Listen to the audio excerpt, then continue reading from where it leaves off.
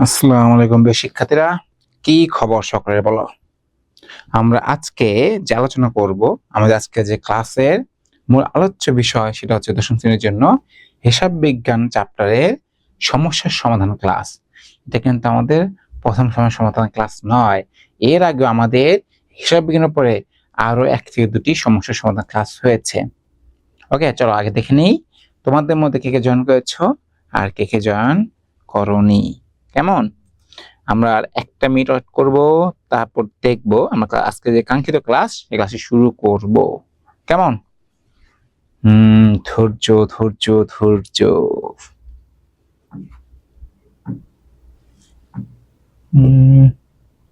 কই সামিরা কোথায়? সামিরা তো তখন দেখলাম, সামিরা তো তখন নেই।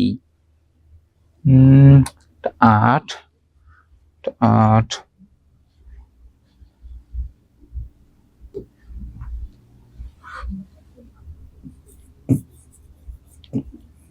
সবাই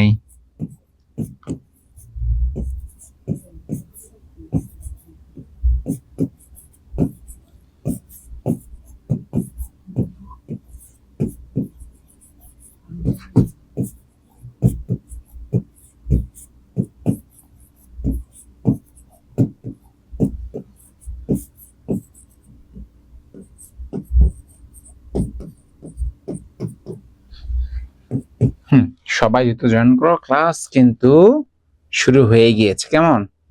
আমরা 1টা মিনিট দেখি, 1 মিনিট। কেমন? এই যে একজন কিন্তু আমাদের জয়েন করে ফেলেছে। কে দেখি তো, কে জয়েন করেছে আমাদের সাথে? রফিকুল। গুড, রফিকুল কিন্তু আমাদের সাথে জয়েন করে ফেলেছে।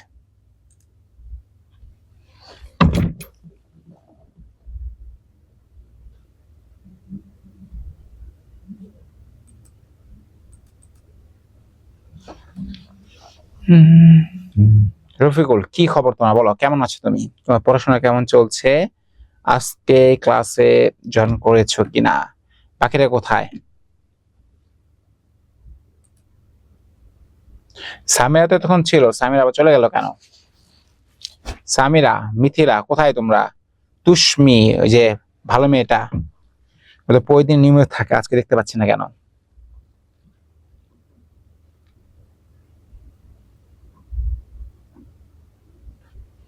চলো 8টা 5 আমরা 1 মিনিট দেবো। হ্যাঁ, 1 মিনিট শুরু করে দেবো। আজকে যে ক্লাস হিসাব বিজ্ঞানের সমস্যার সমাধান ক্লাস। কেমন? আমরা 1 মিনিট সময়টা দেখবো।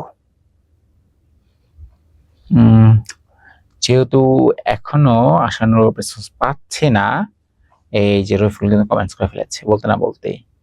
রফিকুল, ওয়ালাইকুম আসসালাম, আমি ভালো আছি রফিকুল, তুমি কেমন আছো আমাকে জানিও। কেমন আজকে? আচ্ছা, রফিকুল ভালো আছে শুনে খুব ভালো লাগলো, খুশি হলো। রফিকুল, তোমার পড়াশোনা কেমন চলছে বাবা? পড়াশোনা ঠিকঠাক মতো করছো কিনা? সামনে তো বোর্ড পরীক্ষা না, বোর্ড পরীক্ষার প্রস্তুতি নিয়ে কি চিন্তা ভাবনা করছো আমাকে জানিও। চলো, যেহেতু আমাদের রফিকুল চলে এসেছে, আমরা শুরু করে দেই।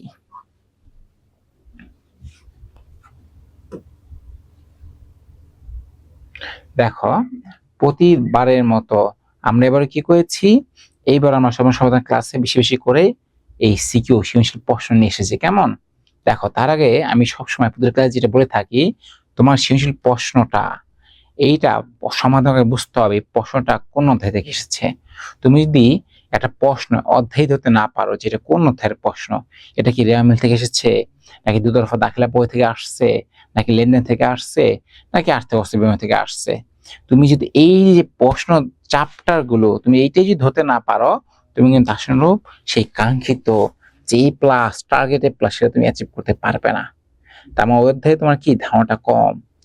যখন তুমি প্রশ্ন থেকে ধরে ফেলতে পারবা যে এটা কোন অধ্যায়ের প্রশ্ন, তাহলে তুমি কি আশা করা যায় তুমি টুটি-নাটি যা আছে ছোট ক্ষুদ্র বড় সকল কিছু জানো, তোমার জন্য প্রশ্ন উত্তর করা সহজ।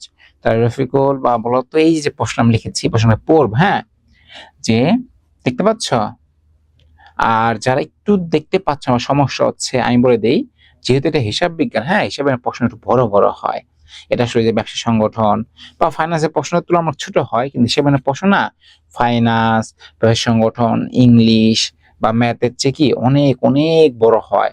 বিশেষ করে আর্থিক নির্বাহের কথা নাই বলি, অনেক প্রশ্ন অনেক বড় বড়।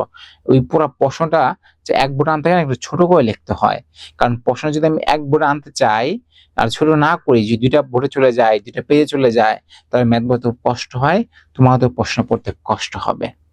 বুঝতে পারছো? এই জন্য চাইলেও না, কিছু করার নেই। দেখো ফন্টগুলো যথেষ্ট বড়, আমি কিন্তু 36 ফন্ট ইউজ করেছি। আমি সচরাচর খাতা মাঝে ফন্ট দেখি না, তার চেয়ে 5 থেকে 6 গুণ বড় সাইজ আমি এখানে লিখেছি। কিন্তু হয় কি, ক্যামেরা তো বোর্ড থেকে একটু দূরে থাকে, যার কারণে অনেক সময় মনে হয় যে এই যে লেখাগুলো ছোট, বা লেখাগুলো ছোট না, লেখাগুলো যথেষ্ট বড়।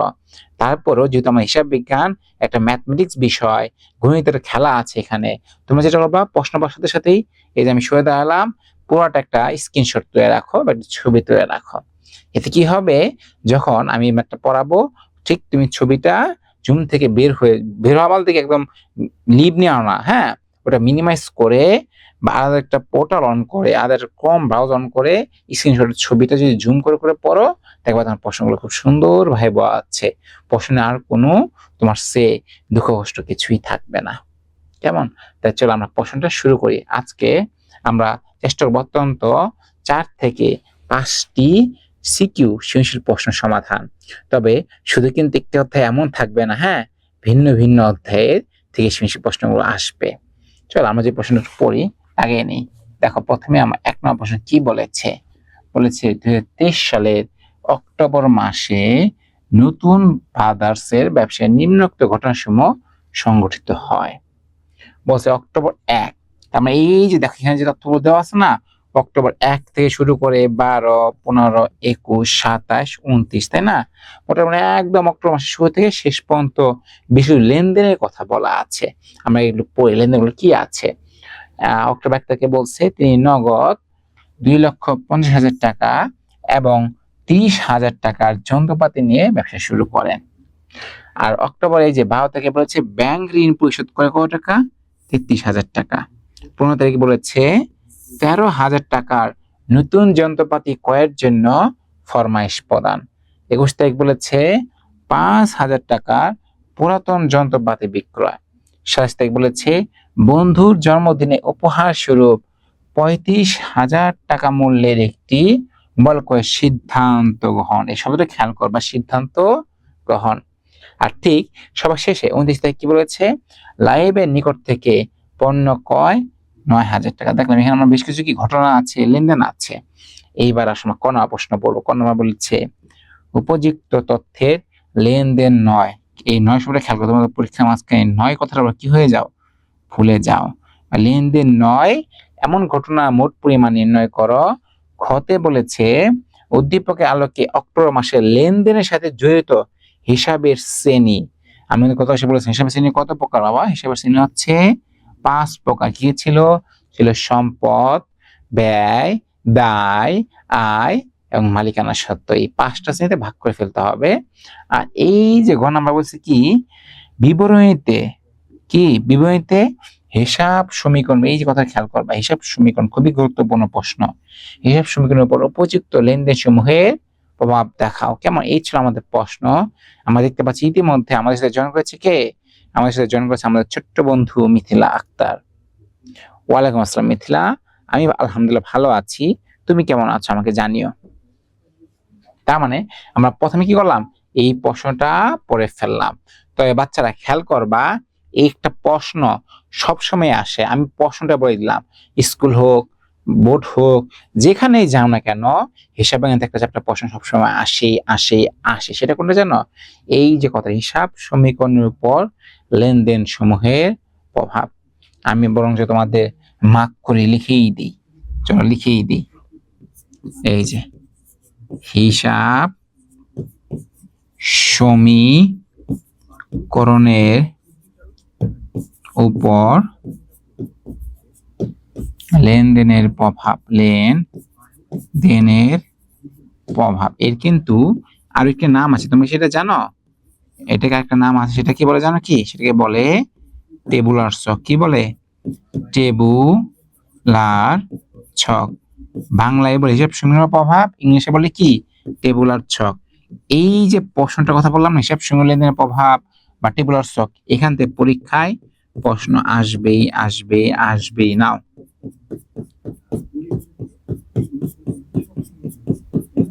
এইটা একেবারে হ্যাঁ 2 স্টার বা 3 স্টার এরকম 10 স্টার দিয়েছে। কয় স্টার দেখতে পাচ্ছ? 10 স্টার।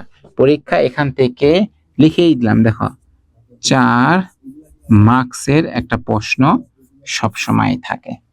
তার মানে আমরা যারা হিসাব বিজ্ঞান দুর্বল বা আমরা পরীক্ষায় আর একটু ভালো করতে চাই, ধরো আমি যা আছি আরো ভালো করতে চাই, পরীক্ষা আমার একটা প্রশ্নই লাগবে, পড়ে দিলাম এই হিসাব সমূহ লেনদেনের প্রভাব বা টেবুলার শক্তি পরীক্ষায় একটা 4 মার্কের প্রশ্ন আসবেই আসবেই আসবেই। যে না আসে তিনি আমার কাছে এসে টাকা ফেরত চেয়েও যে স্যার আপনি তো বলেছেন আসবে কিন্তু আসলো না। অবশ্যই আসবে, তবে একটু ভিন্ন নামেও আসতে পারে। সহজ হিসাব সমীকরণ বা লেনদেনের প্রভাব না বলে বলতে পারে কি টেবুলার ছক। মন থাকবে। কত স্টার দিয়েছি? 10 স্টার। এখান থেকে প্রশ্ন এটা আসতে পারে এমন না, আসবেই, আসছে, আসবেই। আগামীতে ওই হবে হবে না এমন না, 100% আসবে। 95% না 9% না, 100%ই আসবে। কেমন? চলো আমরা যে প্রশ্নে ফিরে যাই। প্রশ্ন আমাদের কি বলেছিল? প্রশ্নে বলেছিল উপযুক্ত তথ্যের লেনদেন নয় এমন ঘটনার মোট পরিমাণ নির্ণয় করো। আচ্ছা, তার আগে আমি যদি তোমাদের বলি, ধরো আমরা সমস্যা সমাধান ক্লাস, আমি জানি তোমরা যথেষ্ট ম্যাচিউর, মোটামুটি পারো, তাও তোমাদের বেসিকটা একটা আমি ঝালাই করে দিই। কি করে দিচ্ছি? একটু ঝালাই করে দেই আর একটু ক্লিয়ার করে দিই, যাতে পরীক্ষায় যে ভুল হওয়ার ন্যূনতম সম্ভাবনা ছিল বা আছে সেটা যেন একদম শেষ হয়ে যায়, সেটাও যেন নিঃশেষ হয়ে যায়, পরীক্ষায় যেন ভুল হওয়ার কোনো সুযোগ বা অবকাশই না থাকে। দেখো মনে রাখবা লেনদেন নয়। আচ্ছা, নয় বলার আগে জানতে হবে লেনদেন কি, আমরা কিভাবে বুঝবো যে কোনটি লেনদেন এখন লেনদেন নয়। তাহলে চলো বলেছি লেনদেন চিহ্নিত করার 3টি বৈশিষ্ট্য আছে। কয়টি বৈশিষ্ট্য? 3টি। 1 2 3। চলো আমি লিখেই দিই। চলো বৈশিষ্ট্য কয়টা আছে? 3টি বৈশিষ্ট্য। এই যে লেনদেন বৈশিষ্ট্য কয়টা? 3টা। উপরে লিখেই দিই। লেনদেনের 3টা বৈশিষ্ট্য আছে। 1 নম্বর কি জানো? 1 নম্বর হচ্ছে আর্থিক মূল্যে পরিমাপযোগ্য। কি বলছে? আর্থিক মূল্যে কি করতে হবে? এই জিনিসটা স্যার পরিমাপযোগ্য হতে হবে, এটা হচ্ছে একটা বৈশিষ্ট্য। 2 নাম্বার কি জানো? ব্যবসার আর্থিক অবস্থার পরিবর্তন হতে হবে। তার মানে শুধু আর্থিক মূল্যে পরিমাপযোগ্য হলেই হবে না, সেটা কি হতে হবে? সেটা ব্যবসার সাথে সম্পৃক্ত হতে হবে। দেখো আরেকটা যে বৈশিষ্ট্য ছিল দুতরফা, মানে দুতরফা দ্বৈত। কি? দ্বৈত হিসাবকে প্রভাবিত।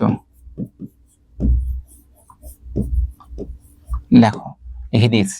তার মানে বৈশিষ্ট্য 3টা। একটা আর্থিক মূল্যে পরিমাপযোগ্য হতে হবে, সেটাকে আমি লেনদেন বলবো। শুধু আবার এই আর্থিক মূল্যে পরিমাপযোগ্য করলেই হবে না, ব্যবসায় আর্থিক অবস্থা পরিবর্তন হতে হবে এবং সে দুতরফা ধারার সত্য হিসাবে কি করতে হবে? প্রভাবিত করতে হবে। ক্লিয়ার? এই 3টা বৈশিষ্ট্য থাকলে আমি সেটাকে বলতে পারবো কি? সেটাকে আমি বলতে পারছি এটা হচ্ছে লেনদেন। ক্লিয়ার? চলো এইবার আমরা প্রশ্নে যাই। প্রশ্ন বলেছিল যে এই যুব তথ্যগুলোর মধ্যে কোনগুলো লেনদেন নয় সেটা কি করতে? সেটা চিহ্নিত করতে। চলো পট্টির মুছে ক্লিন করে নিলাম যাতে আমাদের পরবর্তী ম্যাথটা করতে সুবিধা হয়।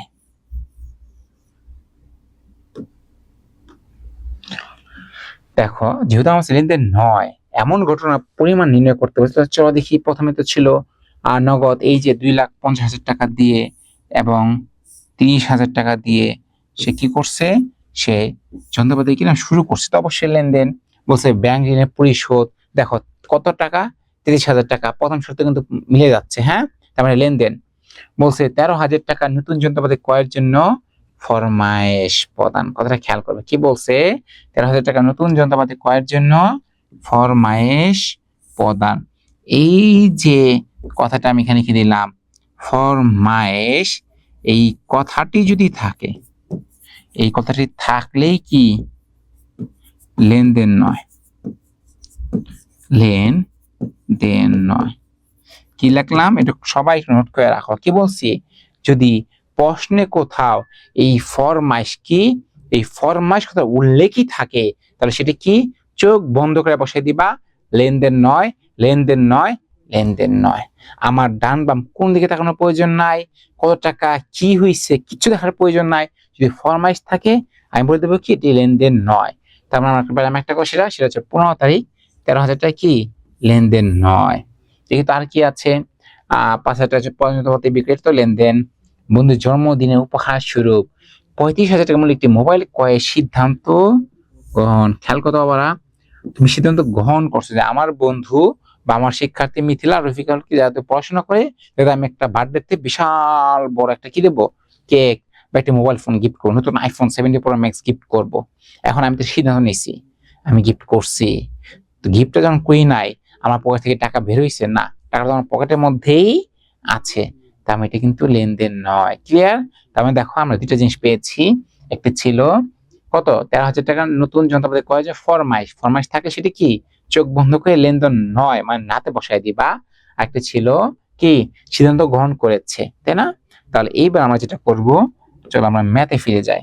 ম্যাথে যাওয়ার আগে তোমার যেটা করতে হবে, যেহেতু ম্যাথটা করতে বলছে, আমরা স্কেল নিব। চলো তোমরা একটা স্কেল নিয়ে নাও, এইখান থেকে দাগটা এনে ফেলো।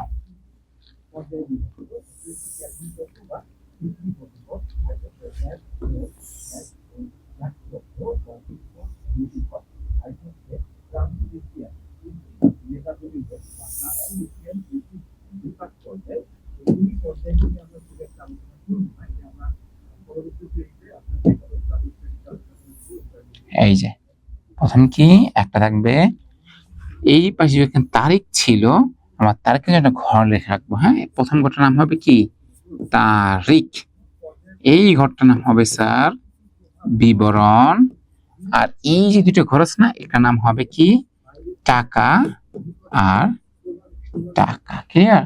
এটা করছি আমরা একে ক।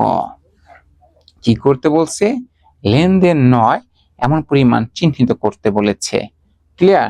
চলো আমরা যদি দেখি, আমরা পেয়েছি কি, প্রশ্ন ছিল এখানে দেখো, পেয়েছিলাম 2023 সালে অক্টোবর মাসে 15 তারিখ। তাহলে লিখবে এখানে 2023 অক্টোবরের 15, লেখো ফরমায়েশ প্রধান। লিখতে হবে কি ফরমায়েশ প্রধান। সেটা কত টাকা, সেটা ছিল স্যার 13,000 টাকা। আরো একটা ছিল, তাই না? সেটা কি, চলো আমরা একটু দেখি।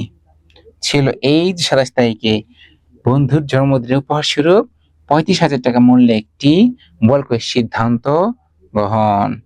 চলো লিখবো এখানে কি, তাহলে 27 তারিখ লিখবো মোবাইল ফোন কেনার সিদ্ধান্ত গ্রহণ। কেমন সিদ্ধান্ত গ্রহণ, কত টাকা স্যার, এটা ছিল স্যার 35,000 টাকায়। এইবার ক্যালকুলেটর, এই দুটোই তো যেহেতু ছিল, আমরা যদি মোট বের করতে বলছে, তোমাদের ক্যালকুলেটর হাতে নিতে হবে। চলো ক্যালকুলেটর হাতে নিলাম।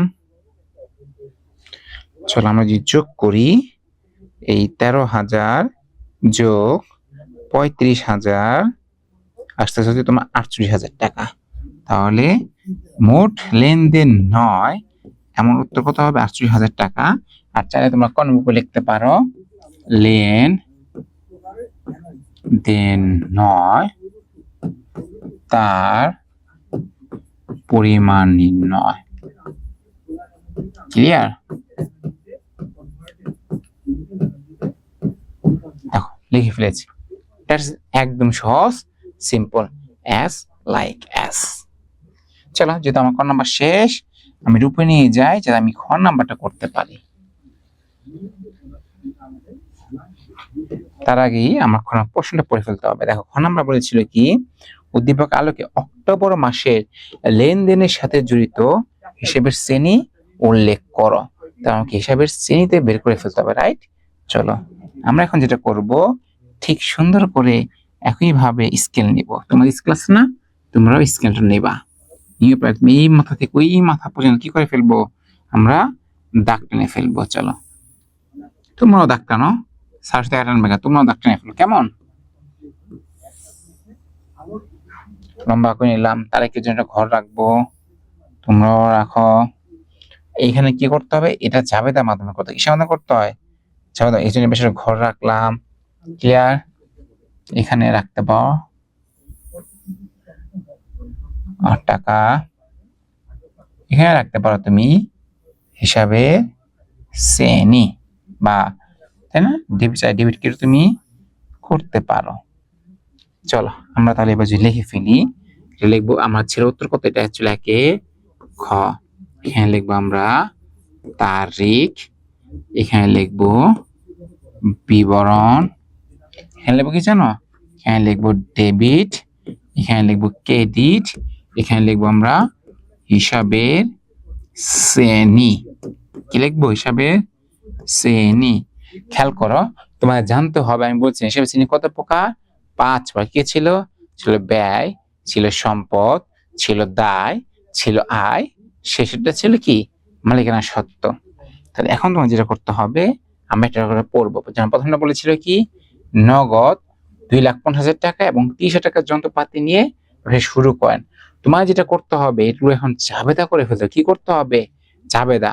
মনে রাখবা, হিসাব বিজ্ঞানের সকল তালার চাবি হচ্ছে, বা সকল সমস্যার সমাধানই হচ্ছে, বা সকল কি মুশকিল আসান যে বাবা, সেটাকে, সেটা হচ্ছে জাবেদা বাবা। তুমি যদি জাবেদা স্ট্রং হও, জাবেদায় ভালো করো, তাহলে দেখবা সকল কিছু কি একদম সহজ এবং দুধবাত মনে হবে। কেমন? চলো, নগদ 2,50,000 এবং 23,000 টাকা যন্ত্রপাতি নিয়ে যেভাবে শুরু করা যাবে, কি হবে? এখানে তাহলে লিখবো আমি কি 2023 অক্টোবরের কয় তারিখ, 1 তারিখ। যেহেতু নগদ দিয়ে শুরু করছে, লিখবো নগদান হিসাব কত টাকা যাবে, 2,50,000 টাকা, তাই না? সাথে ছিল কি, সাথে ছিল যন্ত্রপাতি, সেটা কত টাকা ছিল, ছিল স্যার হচ্ছে 30,000 টাকা। আর যেহেতু সে শুরু করছে, তার মানে এই যে 2,50,000 আর 30,000 টাকা, এটা কি বলবো, এটাকে বলবো আমরা মূলধন, তাই না? ক্যাপিটাল। মূলধন হিসাব কত, 2,50,000 তুমি যোগ করো, আসছে হচ্ছে 2,80,000 টাকা। একদম এইখান থেকে শুরু করে এই শেষ মতো একটা দাগ দিয়ে দিবা, রাইট? তবে একটু ভুল হয়েছে, একটু সোজা করে দিতে হবে। কি করতে হবে? সোজা করে দিতে হবে। তখন দাগটা নিলাম। এইবার তবে খেয়াল রাখতে হবে যে এটা, হ্যাঁ, আমার ভাগ করতে হবে যে নগদান হিসাব, নগদটা কি, নগদ হচ্ছে সম্পদ, তাই না? তার মানে এটা এখানে লিখবো কি হিসেবে, এটা লিখতে হবে সম্পদ। আর এই যন্ত্রপাতি, সেটাও কি, সম্পদ, তাই না? আর মালিক সূত্রটা কি, মূলধন হচ্ছে কিসের মধ্যে পড়ে, মূলধন পড়ছে মালিকানা সত্ত্বের মধ্যে। ক্লিয়ার? তার মানে আমি কিন্তু এই 3টা শ্রেণীতে ভাগ করে ফেললাম। এরপরে কি ছিল, এরপরে ছিল 12 তারিখ, ব্যাংক ঋণ পরিশোধ 33,000 টাকা, তাই না? এটা জাবেদা করো তোমরা। জাবেদা ব্যাংক ঋণ, ব্যাংকে যদি পরিশোধ করছি, তা কি ব্যাংকে যে ঋণ যে দেনা ছিল সেটা কমে গেছে না? আর কি, তাহলে আমি এখানে লিখবো ব্যাংক ঋণ হবে কি ক্রেডিট, ব্যাংক ঋণ হিসাব। আর তোমার কি নগদ টাকা চলে গেছে না বাড়ছে, বলো তো? মিস্টেক হয়ে গেছে। চলো কি লিখবো, ব্যাংক ঋণ হিসাব কি হবে, ডেবিট। ক টাকা, 33,000 টাকা। আর ক্রেডিট হবে কি, ক্রেডিট হবে স্যার নগদান হিসাব, কারণ নগদ টাকা তোমার কি হয়ে গেছে, চলে গেছে। এই জন্য হবে কি, 33,000 টাকা হবে ক্রেডিট। আর যেহেতু ব্যাংক ঋণ, এটা কি, এটা হচ্ছে একটা অবশ্যই দায় হিসাবে, দায়ের মধ্যে পড়ছে। আর নগদ হিসাব যেটা আছে, এটা কিসে পড়েছে, এটা পড়েছে স্যার সম্পদে। ক্লিয়ার? দেখো আমাদের কিন্তু অলরেডি 2টা জাবেদা করে হিসাব শ্রেণীতে বসানো শেষ। চলো আমরা যদি আবার আমাদের প্রশ্নে যাই, দেখো কি বলছে 21 তারিখে, যে আসলে 15 তারিখে কি বলছে, 13,000 টাকার নতুন যন্ত্রপাতি ক্রয়ের জন্য ফরমায়েশ প্রধান, তাই না? কত তারিখ ছিল তোমার, হচ্ছে 15 তারিখ। যে আমরা লিখি 15 তারিখ, যেহেতু লেনদেন নয়, ছোট্ট করে লিখে ফেলবো এখানে কি, লেন দেন নয়। সিম্পল। তারপর নিচে একদম সুন্দর এই মা থেকে প্রথমে কি করবা, দাগটা নিবা, আর কোনো ঝামেলা নাই। দেখো বুঝতে পারছো কিনা? দেখি অলরেডি আমাদের সাথে একজন কমেন্টস করেছে, দেখি কে, রাফিম হোসেন, দেখি ও কি বলছে। আচ্ছা, ওয়ালাইকুম আসসালাম রাফিম, কেমন আছো তুমি? তোমার কয়েকদিন মিস হয়ে গেল কেন? তুমি কি সুস্থ আছো? তুমি কি ঠিক আছো কিনা আমাকে জানিও। তোমার বাসার সবাই কেমন আছে সেটা আমাকে বলিও, কেমন? চলো, এরপরে আমাদের যেটা ছিল 21 কি বলেছে, 5,000 টাকার পুরাতন যন্ত্রপাতি বিক্রয়, তাই না? চলো লিখবো আমরা 21 তারিখ, যেহেতু যন্ত্রপাতি বিক্রয়, বিক্রয় কি পাইছি, নগদ টাকা পাইছি না, তার মানে হবে নগদান হিসাব, ডিবিরা কি বিক্রি করছি, যন্ত্রপাতি, তাই না? যন্ত্রপাতি বিক্রি, যন্ত্রপাতি কমে গেছে, তাহলে যন্ত্রপাতি ক্রেডিট, ক টাকা, 5,000 টাকা নগদ হিসাব ডেবিট, আর 5,000 যন্ত্রপাতি হিসাব ক্রেডিট।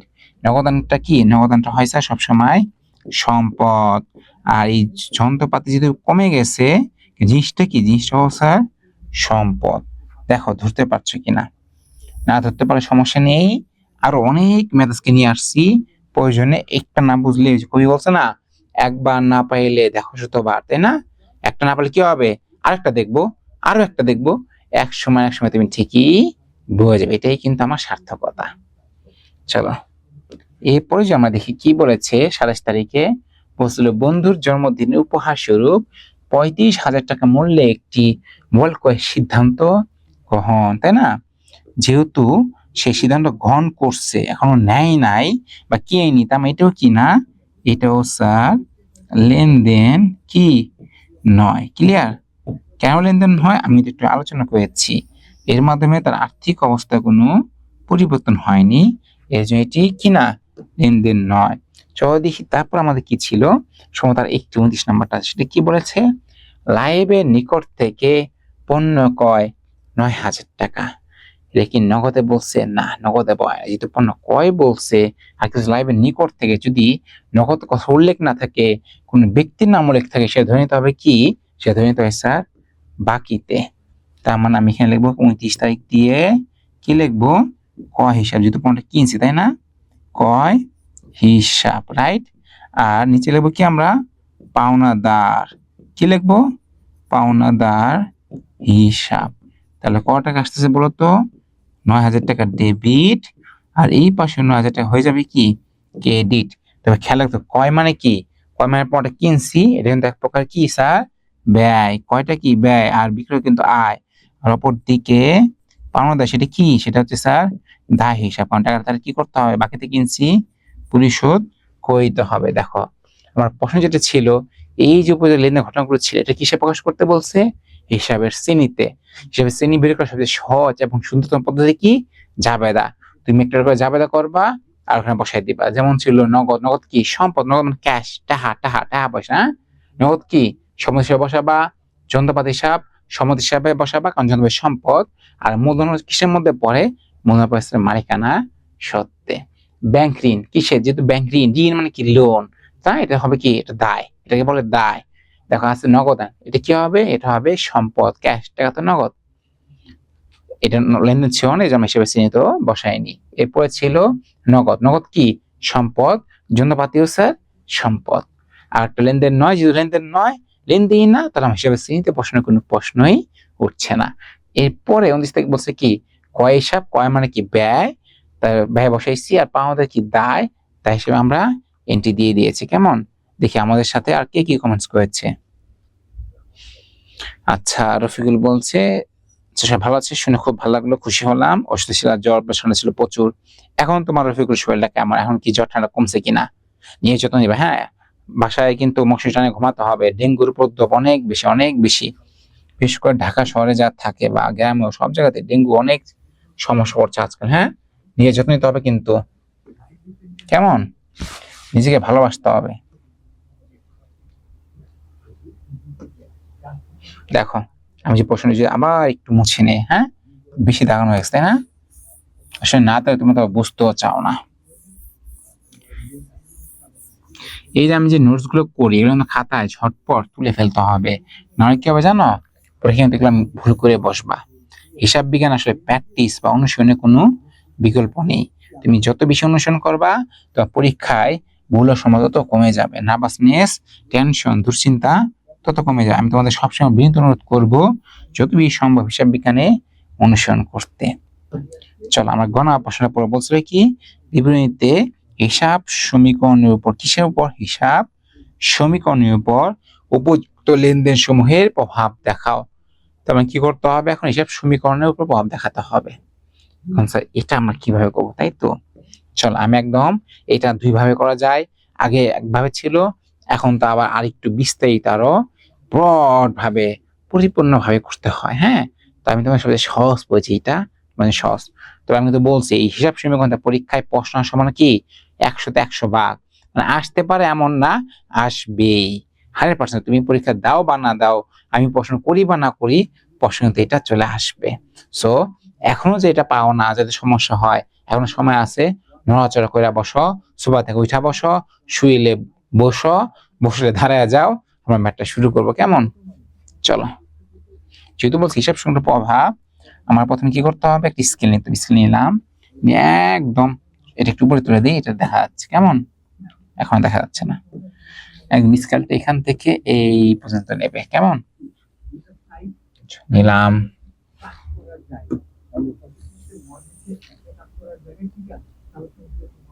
নিলাম,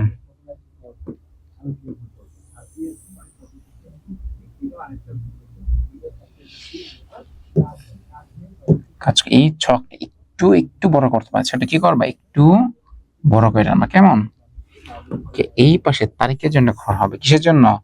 তারিখের জন্য একটা ঘর হবে, আমরা লিখতে পারি তারিখ। আর ঠিক এই পাশে কোনায় তারিখের মতো একটি ঘর হবে, তো সে তারিখ না, সেটা হবে কি জানো? সেটা হবে মন্তব্য। কি হবে? মন্তব্য। দেখো বুঝতে পেরেছো কিনা? এই পাশে তারিখ, এই পাশে মন্তব্য।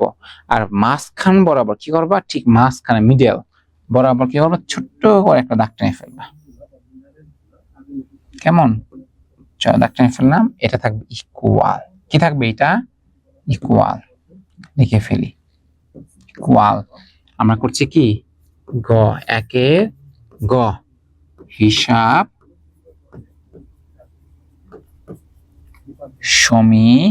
সমীকরণের প্রভাব। বুঝতে পেরেছ? আর আমার হিসাব সমীকরণের জন্য কি ছিল? এই যে পাশে ছোট করে হিসাব সমীকরণ লিখে দিব, ভুলে গেছো? হিসাব সমীকরণ ছিল যে a equals to L plus O E, তাই না? সম্পদ সমান সমান দায় প্লাস মালিকানা সত্ত্ব, এটা ছিল হিসাব সমীকরণ, তাই না? এই প্রভাব তোমার দেখাতে বলছে, তার মানে আমার এই ছকের মধ্যে এটাই কি করতে হবে? প্রয়োগ করতে হবে। খেয়াল করো, এখানে লিখবো আমরা কি? তারিখ, রাইট? এখানে উপরে লিখবো আমরা সম্পদ, এই পাশে লিখবো কি আমরা? দায় প্লাস ওই যে বললাম মালিকানা সত্ত্ব। আর এই পাশে আমরা ছোট্ট করে লিখবো স্যার মন্তব্য। ক্লিয়ার? এখন তোমরা যেটা আবার করবা, স্কেল নিয়ে এইখান থেকে ঠিক মাঝ বরাবর একটা দাগ টেনে নিও, তাই তোমাদের কি করতে হবে? ম্যাথটা বুঝতে আরো সুন্দর সুবিধা হবে।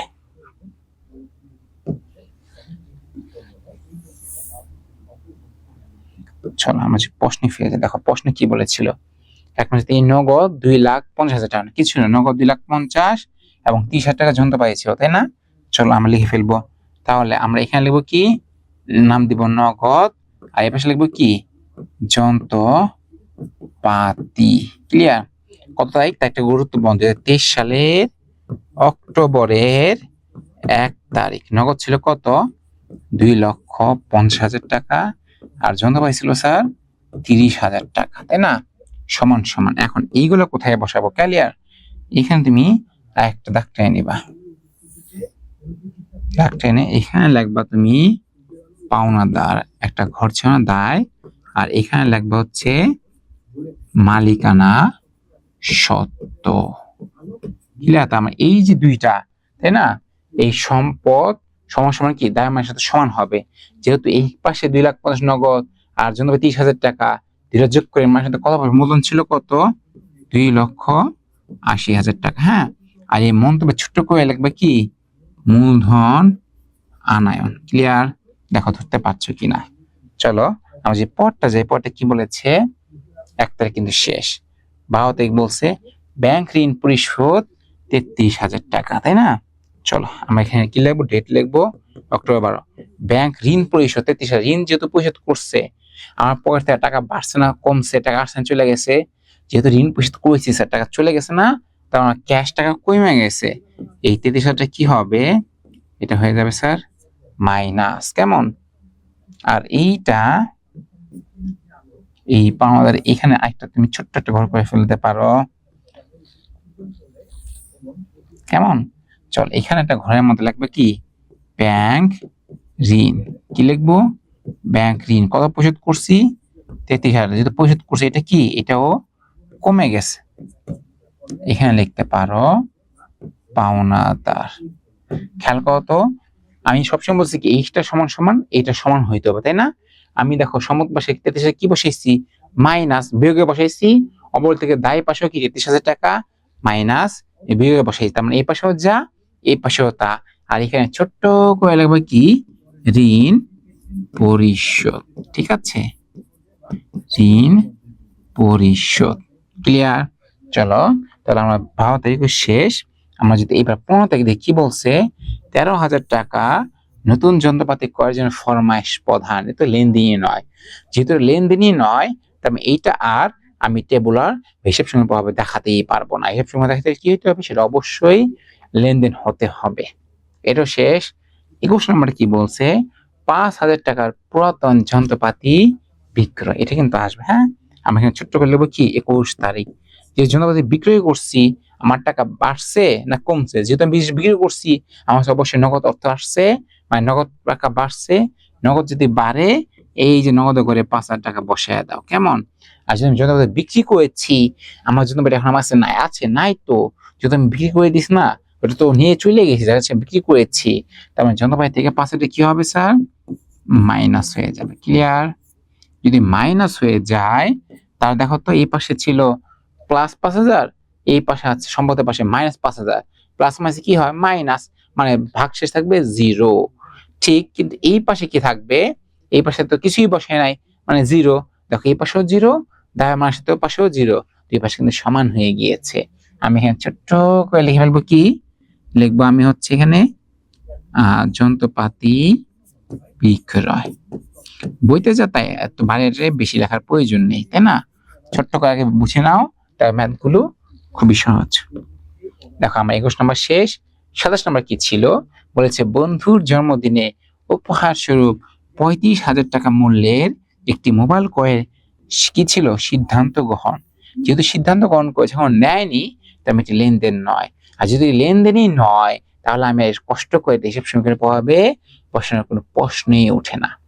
এইবার আমরা যাবো কোথায়, যেমন 29 থেকে লাস্ট এন্ট্রি, সর্বশেষ লাস্ট লেনদেন। কি বলছে, লাইভের নিকট থেকে পণ্য ক্রয় 9,000 টাকা, তাই না? চলো এটা আমাকে বসায়। এখন লিখবো এখানে কি, 29 তারিখ। এখন 15,000 টাকা পণ্য গেছে, আমি নগদে কিনছি না বাকিতে কিনছি, আমার তো নগদে কিনি। কেন নগদে কিনি, কিভাবে বুঝলাম, আমার তো প্রশ্নের মধ্যে নগদের কথা বলাই নেই।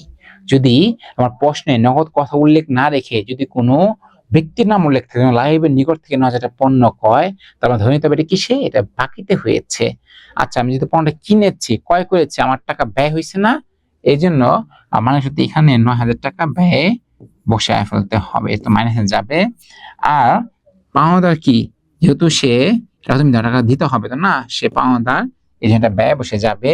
এখানে লিখতে হবে কি, পণ্য ক্রয়। ক্লিয়ার? দেখো আমার তার তো কিছু নেই, এবার আসো যোগ বিয়োগ খেলা। কি করতে হবে, সবগুলো একটা একটা করে যোগ করতে হবে। চলো যদি আমরা যোগটা করি, এখানে ছিল 2,50,000, এর সাথে বিয়োগ হয়েছে 33,000, যোগ হয়েছে 5,000, তাই না? তাহলে কত থাকে, হচ্ছে তোমার 2,22,000 টাকা। আর 30,000 5,000 থাকলে থাকবে কত, থাকবে 25,000 টাকা। এই পাশে কি ছিল, 9,000 টাকা ছিল, কিন্তু এই ব্যাংকের আমার ছিল কি 33,000 টাকা, এটা মাইনাস হয়ে গেছে, মাইনাস করে দিতে হবে। আর মালিকের সাথে কত আছে, চলো 2,00,000 আসছে যে 9,000 বাদ থাকবে কত? 2,71,000 টাকা। খেয়াল করো তো, এইবার এই দুইটা, এই যে এই দুইটা 2,22,000 আর 25,000 যোগ করলে কত আসতো? 2,22,000 যোগ 25,000 যোগ করলে আসবে হচ্ছে তোমার 2,47,000 টাকা। কেমন? চলো, আমার কিন্তু এক পাশে উত্তর বের হয়ে গিয়েছে।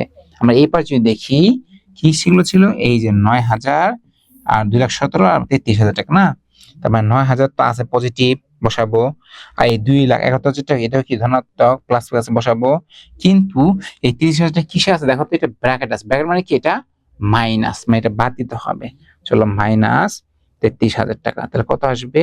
এখানেও আসতেছে হচ্ছে তোমার 2,47,000 টাকা। দেখতে পাচ্ছ? জিনিস খেয়াল করতে বাচ্চারা। আমার মোট সম্পদ, আমার হিসাব সমীকরণ ছিল কি? হিসাব সমীকরণ ছিল এ equals to L plus E, তাই না? দেখো, এই মানে সম্পদ, মোট সম্পদ 2,47,000 টাকা। অপর দিকে আমার দায় ছিল কত? 9,000 আর 33,000 টাকা, তাই না? আর আমার মালিকের সাথে ছিল 2,71,000 টাকা। তার মানে দায় আর মালিকের সাথে যোগ করলে আমার মোট যোগ আসছে 2,47,000 টাকা। অপর দিকে আমার মোট সম্পদ ছিল 2,47,000 টাকা। আমার কিন্তু হিসাবটা মিলে গিয়েছে। হিসাব সমীকরণে কিন্তু প্রভাবটা আমি দেখাতে পেরেছি। ওকে, চলো, তার মানে আমার কিন্তু একটা সৃজনশীল প্রশ্নের সমাধান করা শেষ। আমরা ওই যে লেনদেন থেকে একটা প্রশ্ন আসে সবসময়, হিসাব সমীকরণের প্রভাব আমরা সমাধান করেছি। এরপর আমরা একটি সৃজনশীল প্রশ্ন সমাধান করব। তার আগে বলো, এই প্রশ্ন নিয়ে তোমাদের কোনো প্রশ্ন আছে কিনা? থাকলে বলো, আমরা সেটা সমাধানে চলে যাব। দেখি এবার কার কি কমেন্টস, মন্তব্য আছে, করে ফেলো। রাফিম কি বলছে? আচ্ছা, বলছো লেখা ঝাপসা করতে। লেখা ঝাপসা হতে পারে অনেক সময়, এটা হয় তোমার নেটওয়ার্ক সমস্যার কারণে একটু এগুলো ব্লার, এগুলো একটু ঝাপসা মনে হয়। হ্যাঁ, তুমি তুমি কি ওয়াইফাই ইউজ করো না ফোন ডাটা ইউজ করো? আমাকে একটু জানিও তো, তুমি কোনটা ইউজ করো আসলে।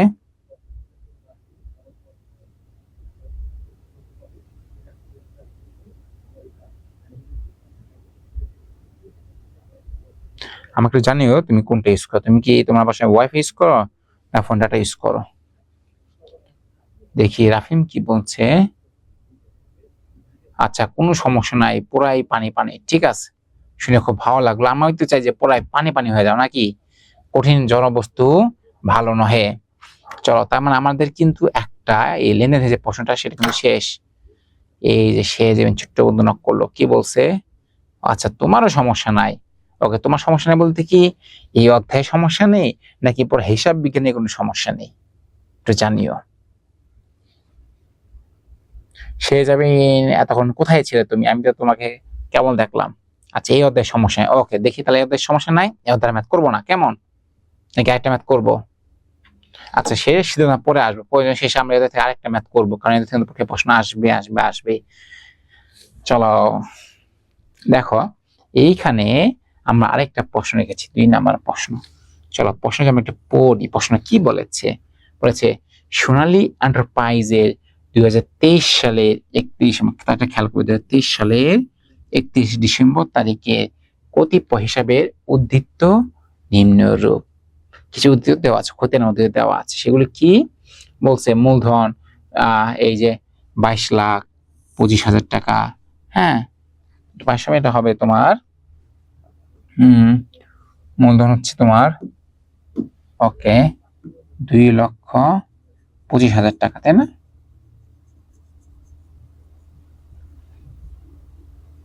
দেখো, মূলধন কত? মূলধন হচ্ছে 2,25,000 টাকা। আর ক্রয় ছিল 1,65,000 টাকা। বিক্রয় হচ্ছে 3,30,000 টাকা। প্রাপ্য বিল অপনাম দেয়াদার, হ্যাঁ, বা বিক্রয় ক্ষতি যে আছে 22,000 টাকা। ডাক ও তার 3,800।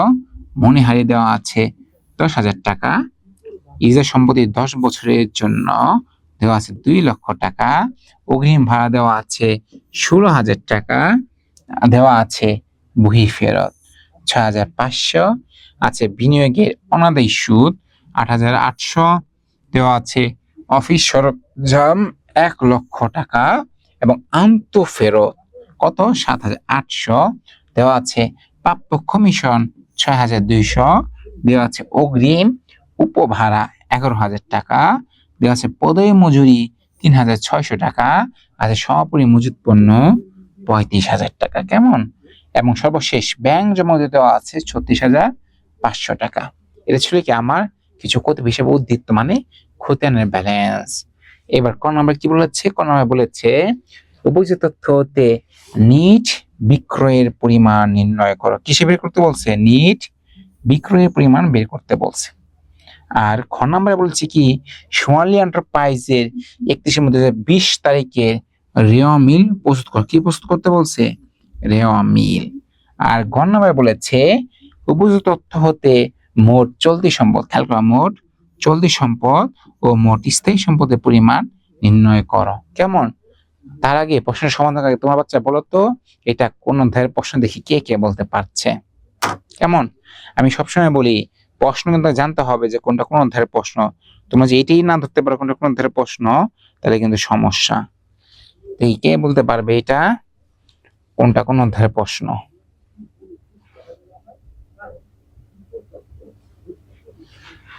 কে কমেন্টস করেছে দেখি তো। রাফিম, হ্যাঁ এই যে রাফিম বলছে রেওয়া মিল করেন, সময় কম লাগে আবার কি করতে অনেক ভালো লাগে, তাই না? আসলে ম্যাথ করতে সহজে ভালো লাগে। তোমাদের বাকিটা বলতো কার কোনটা করতে বেশি ভালো লাগে? যেহেতু রাফিম বলছে রেওয়া মিল, রাফিম তো বলার সাথে সাথে আমরা রেওয়া মিলে শুরু করে দিয়েছি। রাফিম বলতো এই যে আমরা যে প্রশ্নটা করলাম এটা কোন অধ্যায়ের প্রশ্ন, দেখি রাফিম বলতে পারে কিনা। রাফিমের যেহেতু রেওয়া মিল কথা এতই ভালো লাগে, দেখি রাফিম সরি করে দিতে পারে কিনা। মিথিলা কি অবস্থা, ঘুমিয়ে গেলে নাকি? ঘুমায় তো চলবে না। রফিকুল কোথায়? রফিকুল, শেহজাবিন, কি অবস্থা তোমাদের? হ্যাঁ এই যে বলছে কি এটা নবম অধ্যায় রেওয়া মিল থেকে আসতে না, তার মানে কিন্তু প্রশ্ন ধরতে পেয়েছে। চলো আমরা এবার যেটা করবো আমরা সমাধান করব। তার আগে আমরা যেটা করব কর্ণা বলছে উপস্থিত তথ্য হতে নিট বিক্রয়ের পরিমাণ। এই যে কথাটা বলছে না নিট, কি এই নিট বলতেই বোঝায় স্যার সকলকে যোগ বিয়োগ করে বাদ দেওয়ার পর যা থাকবে সেটাই কি? সেটা হচ্ছে নিট। দেখি সে যেমন কি কমেন্টস করলো। হ্যাঁ সে যেমন ধরে ফেলেছে এটা কি রেওয়া মিল অধ্যায়ের প্রশ্ন। তার মানে তোমরা কিন্তু এই প্রশ্নের অর্ধেক অলরেডি সমাধান করে ফেলেছ। আমি সবসময় বলি তুমি ধরতে পারো যে কোনটা কোন অধ্যায়ের প্রশ্ন, তার মানে সেই অধ্যায়ের অর্ধেক প্রশ্নের সমস্যার সমাধান হয়েই যায়। তোমরা অতটুকু জানো যে এটা সমাধান কিভাবে করতে হয়। চলো বলছি এই নিট কথা যদি থাকে, কি থাকে? নিট। এই নিট থাকলে ধরে নিতে হবে সেটা কি সকল কিছু যোগ বিয়োগ করার পরে বাদ দেওয়ার পর যা থাকবে সেটা হচ্ছে কি স্যার? সেটা হচ্ছে স্যার নিট। তা দেখি তো আমার বিক্রয় থেকে কি বাদ দিতে পারে বা যোগ করতে হতে পারে। প্রশ্ন ছিল বিক্রয় কত টাকা ছিল দেখো তো, 3,30,000 টাকা স্টার মার্ক দিয়ে রাখলাম, 3,30,000 টাকা। এর সাথে বিক্রয় সমাধান কি আছে যে বিক্রয়ের সাথে যোগ হতে পারে বা বিয়োগ হতে পারে? দেখি তো প্রাপ্য বিল, ডাকতার, মনিহারি, ইজারা সম্পত্তি, অগ্রিম ভাড়া, বহি ফেরত। খেয়াল করে এই যে কথা আছে না বহি ফেরত, এই বহি ফেরত মানে কি জানো? বহি ফেরত মানে কি বলে? এটাকে বলে কয় ফেরত। যেহেতু বহি ফেরত মানে কয় ফেরত, কয় ফেরত কয় থেকে বাদ যাবে, এত বিক্রয় থেকে বাদ যাবে না। তবে এটা এখানে বসছে না, বলছে বিনিয়োগে অনাদায়ী সুদ, অফিস সরঞ্জাম, বলছে আন্ত ফেরত। এই যে কথা খেয়াল করবে আন্ত ফেরত, এগুলো তোমরা বাবা খাতে একটু নোটস করে রাখো, আপনার পরীক্ষা আগে তোমরা ভুলে যাবা। এই আন্ত ফেরত বলতে বোঝায় কি জানো? আন্ত ফেরত বলতে বোঝায় স্যার বিক্রয় ফেরত, বিক্রিকৃত পণ্য ফেরত দেওয়া। তার মানে এটা গুরুত্বপূর্ণ, এটা কিন্তু বাদ দিতে হবে, এক্সট্রা দিয়ে রাখলাম। দেখো যেহেতু আর কি আছে, আচ্ছা প্রাপ্য কমিশন, অগ্রিম উপহারা, পদে মজুরি, সমাপনী মজুত পণ্য, ব্যাংক। তার মানে আর কিছু নেই, শুধু দুইটা জিনিস। এই বিক্রয় 3,30,000 থেকে যদি তুমি আন্তঃফেরত 7,800 টাকা বাদ দাও তাহলে তুমি নিট বিক্রয়টা বের করতে পারবা। চলো তারপর আমি তোমাদের কয়ে দিচ্ছি কিভাবে করতে হবে। একটা এক্সট্রা সাদা পেজ নিলাম, তোমরাও নাও, স্কেল নাও, নিয়ে এরকম ধামা ধাপ কি করে ফেলবা, দাগ টেনে ফেলবা।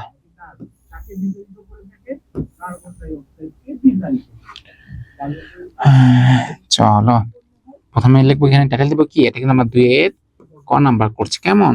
এখানে আমরা লিখবো নিট বিক্রয়ের পরিমাণ নির্ণয়, তাই না? পরিমাণ নির্ণয়। এখানে লিখবো আমরা বিবরণ, টাকা টাকা। ক্লিয়ার? দেখলাম। এইবার চলো আমরা লিখে ফেলবো এখানে কি বিক্রয়। বিক্রয় ছিল কত স্যার? বিক্রয় ছিল এই যে এখানে 3,30,000 টাকা। এখান থেকে আমরা বাদ দেবো কত? আনতে ফেরত 7,800। চলো আমরা লিখে ফেলি বিক্রয় ছিল 3,30,000 টাকা, বাদ দিব মাইনাস আন্ত ফেরত। সেটা কত ছিল? সেটা ছিল স্যার 7,800 টাকা।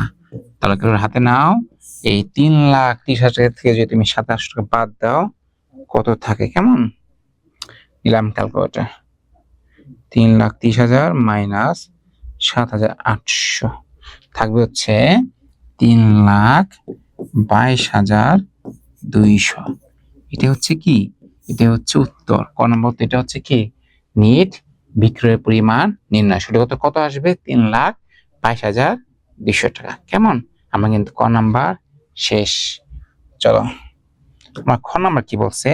খ নাম্বার বলছে সোনালী এন্টারপ্রাইজের সীমান্ত 20 তারিখে রেওয়া মিল প্রস্তুত। কি প্রস্তুত করতে বলছে স্যার?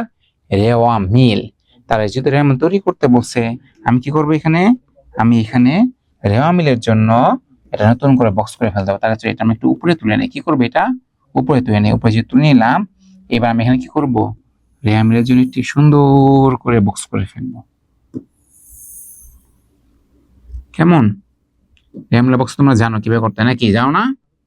না জানার সমস্যা নেই, চলো শিখে নাও। টাকার ঘনক হবে দুইটা, ডেবিট আর কি, তাই না? এখানে একটা হবে স্যার খতিয়ান পৃষ্ঠা দিলাম, আর এই পাশে একটা হবে কি? একটা হবে এখানে কমিক ন। চলো আমি লিখেই দিচ্ছি কমিক ন। এখানে লিখবো আমি হিসাবের কি? হিসাবের নাম, রাইট? আর এখানে লিখবো খতিয়ান পৃষ্ঠা। এখানে লিখবো ডেবিট টাকা, এখানে লিখবো ক্রেডিট টাকা। কেমন? এটা কি করছি? এটা কিন্তু করছি আমরা 2 খ। নাম কি? নাম হচ্ছে এটা রেওয়া মিল। এখন তোমরা রেওয়া মিলটা করতে থাকো, ততক্ষণে আমি তোমাদের 5 মিনিট ব্রেক দিলাম। আমি একটু পানি খেয়ে হাত মুখ ধুয়ে আসি। কেমন? আমার একটু চোখ জ্বালা পোড়া করছে। আমি তোমাদের 5 মিনিট ব্রেক দিলাম, লিখে দিচ্ছি। ওকে, আই এম ইন ব্যাক। চলে এসেছি তোমাদের মাঝে। দেখতে পাচ্ছি রফিকুল এখনো আছো, কে কে আছে? হ্যাঁ, রাফিমও আছো, সে যাবে না আছো, মিথিলা চলে গেছে, মিথিলা হয়তো একটু ডিসকানেক্ট হয়ে গেছে। এবার বলো, তোমাদের মধ্যে এই রেমিল কে করতে পেরেছো? এখনো কি রেমিল কেউ করতে পেরেছো? নাই পড়াই করে দেবো? বলো। আমি একটু ওয়াশরুমে গিয়েছিলাম, বলেছিলাম এই যে 5-6 মিনিট ব্রেকটা হবে এর মধ্যে কি করতে? রেমিলটা কমে যেতে। তোমাদের মধ্যে কে রেমিলটা করতে পেরেছো বলো তো? আমি তো বারবার বলছি, শুধু স্যার করছে দেখলে হবে না, কি করতে হবে? স্যারের সাথে সাথে তোমাদেরও সময় নিয়ে ধৈর্য নিয়ে ম্যাথটা করতে হবে। আচ্ছা, সে যেমন স্যার করেছি বাট ওকে গুড, তুমি চেষ্টা করেছো, এই জন্য তোমাকে ধন্যবাদ। সে যাবেন, চলো তাহলে এবার স্যার করবে। দেখো স্যারের সাথে মিলাও, স্যার কোথায় কোথায় করছে, কোনটা ডেবিট করলো কোনটা ক্রেডিট করলো, তাই তোমার সাথে কোনটা মিলছে না পার্থক্য দেখে নেবো। কেমন? চলো শুরু করি। দেখো বলছিল রেওয়া মিল তৈরি করতে, তাই না? রেওয়া মিল করতে গেলে আমরা এখানে একটা বক্স করছি। এই দেখো রেওয়া মিলের জন্য আমরা কি করেছিলাম? একটা বক্স করে ফেলেছিলাম। এখন আমরা এখানে রেওয়া মিলগুলো করে ফেলবো। সে যাবেন আরো যারা আছে, যারা বলছে মিলছে না, চলো দেখি আমরা এবার মিলাতে পারি কিনা। কেমন? প্রথমে এখানে ছিল মূলধন 2,25,000, তাই না? আর ছিল কয় 1,65,000। চলো বসাবো তাইলে।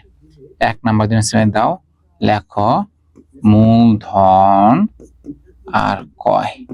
মূলধন তো ক্রেডিট, তাই না? কত টাকা? 2,25,000 টাকা। অপর দিকে কয় হচ্ছে ডেবিট, 1,65,000 টাকা। কেমন? দেখো মূলধন ক্রেডিট, কয় ডেবিট। এরপর কি আছে? এরপর ছিল বিক্রয় 3,30,000 টাকা, প্রাপ্য বিল 22,000 টাকা, তাই না? বসে ফেলতে হবে।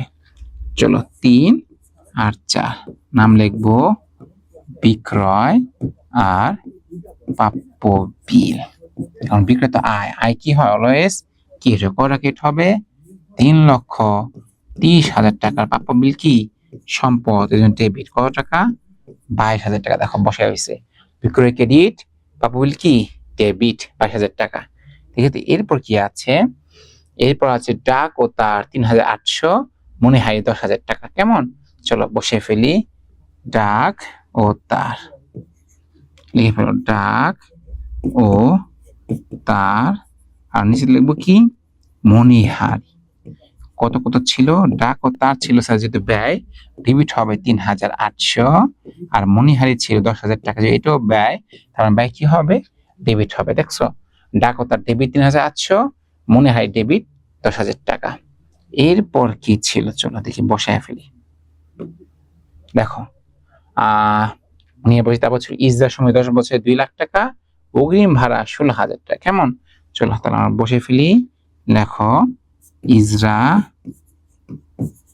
সম্পত্তি, এটা কদিনের ছিল? এটা ছিল স্যার 10 বছরের। কত টাকা ছিল? ছিল 2 লক্ষ টাকা। কেমন? আর ছিল কি? দেখছিল একটা ছিল সম্ভবত অগ্রিম ভাড়া। চলো দেখে নিই অগ্রিম ভাড়া কত টাকা ছিল, ভুলে গেছি। অগ্রিম ভাড়া ছিল 16,000 টাকা, আর বহিঃফেরত ছিল 6,500। তার মানে চলো লিখি অগ্রিম ভাড়া কত, এটা তো সম্পদ, তা আমার ডেবিট পাশে 16,000 টাকা। ক্লিয়ার? এরপর ছিল কি? ছিল বহি ফেরত। বাচ্চারা মনে রাখবা, কি বলছিলাম? বই ফেরত মানে কি? বই ফেরতের অপর নাম হচ্ছে ক্রয় ফেরত। আর ক্রয় যেহেতু ডেবিট ব্যয় বসে, তার মানে ক্রয় ফেরত হলে কি বসবে? বিপরীত পাশে বসবে, বসে যাবে ক্রেডিট পাশে। তার মানে দেখো তো এখানে বই ফেরত ছিল কত? 6,500 টাকা। ক্লিয়ার? তার মানে আমি এটা কোথায় লিখবো?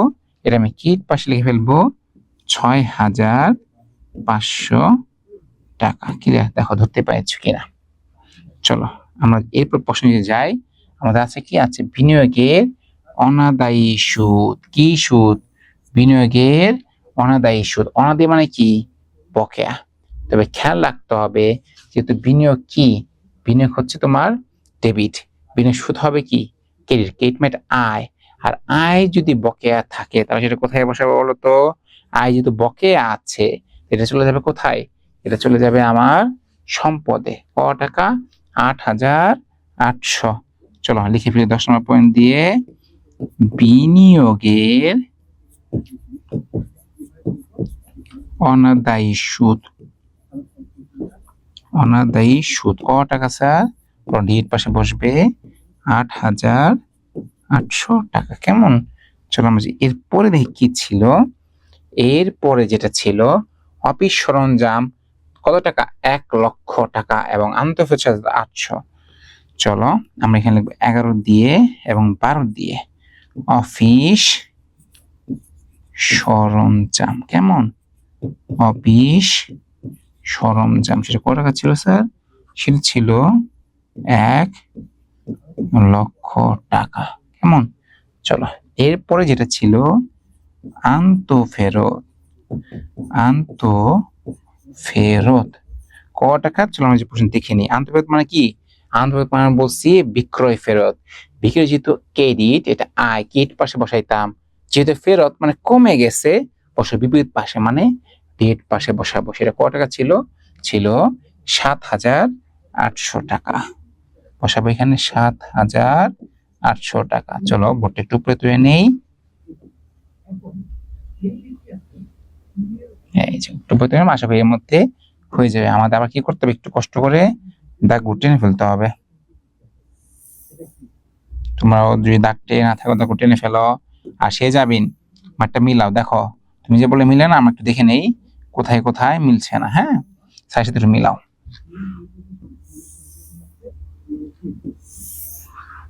চলো আন্তর্জাতিক বসেছি। এরপর কি ছিল? দেখো তো এরপর ছিল প্রাপ্য কমিশন 6,200। যেহেতু প্রাপ্য মানে পাইনি, পাবো, এটা হচ্ছে সম্পদ। কত টাকা? 6,200। চলো তাহলে আমরা এখানে 13 এবং 14 নাম্বার, 13 নাম্বার লিখবো কি? প্রাপ্য কমিশন। যেহেতু কমিশন ব্যয়, কিন্তু প্রাপ্য সম্পদ, পাইনি পাবো কত? 6,200 200। ক্লিয়ার? সম্পদ মানে ডেবিট পাশে লিখে ফেললাম। এরপর কি আছে? এরপর আছে অগ্রিম উপহার। উপহার কি? 11,000 টাকা। ও ভাড়াটা কিন্তু সাধারণ ভাড়া, এটা কিন্তু আয়। আর আয় যেহেতু তোমার অগ্রিম আছে, তাহলে কি হবে? এটা হবে দায়। চলো আমরা বসায় দিই। এখানে লিখবো আমরা অগ্রিম উপভাড়া। কত টাকা? 11,000 টাকা। কেমন? এরপর কি আছে চলো দেখি। এরপর যেটা আছে, হ্যাঁ, আছে পদবী মজুরি। পদবী মানে কি? হ্যাঁ, পদবী মানে কি? পাওনাদার মজুরি দিয়ে দিতে হবে। কি করতে হবে?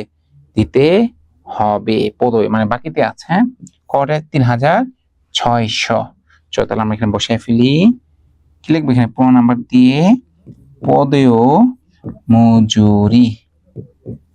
সেটা কত টাকা স্যার? 3,600 টাকা। দেখো এরপর ছিল ব্যাংক জমা। সমাপনী মজুদ পর্যন্ত বসেন আমরা জানি। এটা ছিল কি? ব্যাংক জমা। চলো আমরা দেখে নেই কি ছিল। দেখো ছিল সমাপনী মজুদ পণ্য 35,000 টাকা। আমরা জানি সমাপনী মজুদ পণ্য কি, এরা মিলে অন্তর্ভুক্ত হয় না। আর ব্যাংকের মধ্যে ছিল 36,500 টাকা। চলো যেন বসে ফেলি 36,500 টাকা। চলো এইবার আমরা কি করব? সিম্পল যোগ বিয়োগ করবো, যোগ বিয়োগের খেলা। আমি আমার ফোনটা নিয়ে ক্যালকুলেটর করে রেখে আসছি। সে যাবে, তুমিও যোগ বিয়োগ গুলো করে ফেলো। কেমন?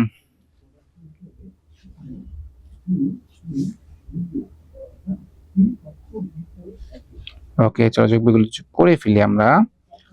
এখানে আজকে এর পাশে 2,25,000 যোগ 3,30,000 যোগ 6,500 যোগ 11,000 যোগ 3,600। এই সবগুলো যে আমরা যোগ করি কত আসছে দেখি। হ্যাঁ, যোগ করলে আসতে হচ্ছে তোমার 5,76,100। কেমন? আর যেমন ডেবিট পার যোগে কি আসে দেখি তো। ডেবিট পাশে আসে হচ্ছে তোমার 1,65,000 যোগ 22,000 যোগ 3,800 যোগ 10,000। কেমন? এই সাথে যোগ হবে 2 লাখ যোগ 16,000 যোগ 8,800 যোগ 1 লক্ষ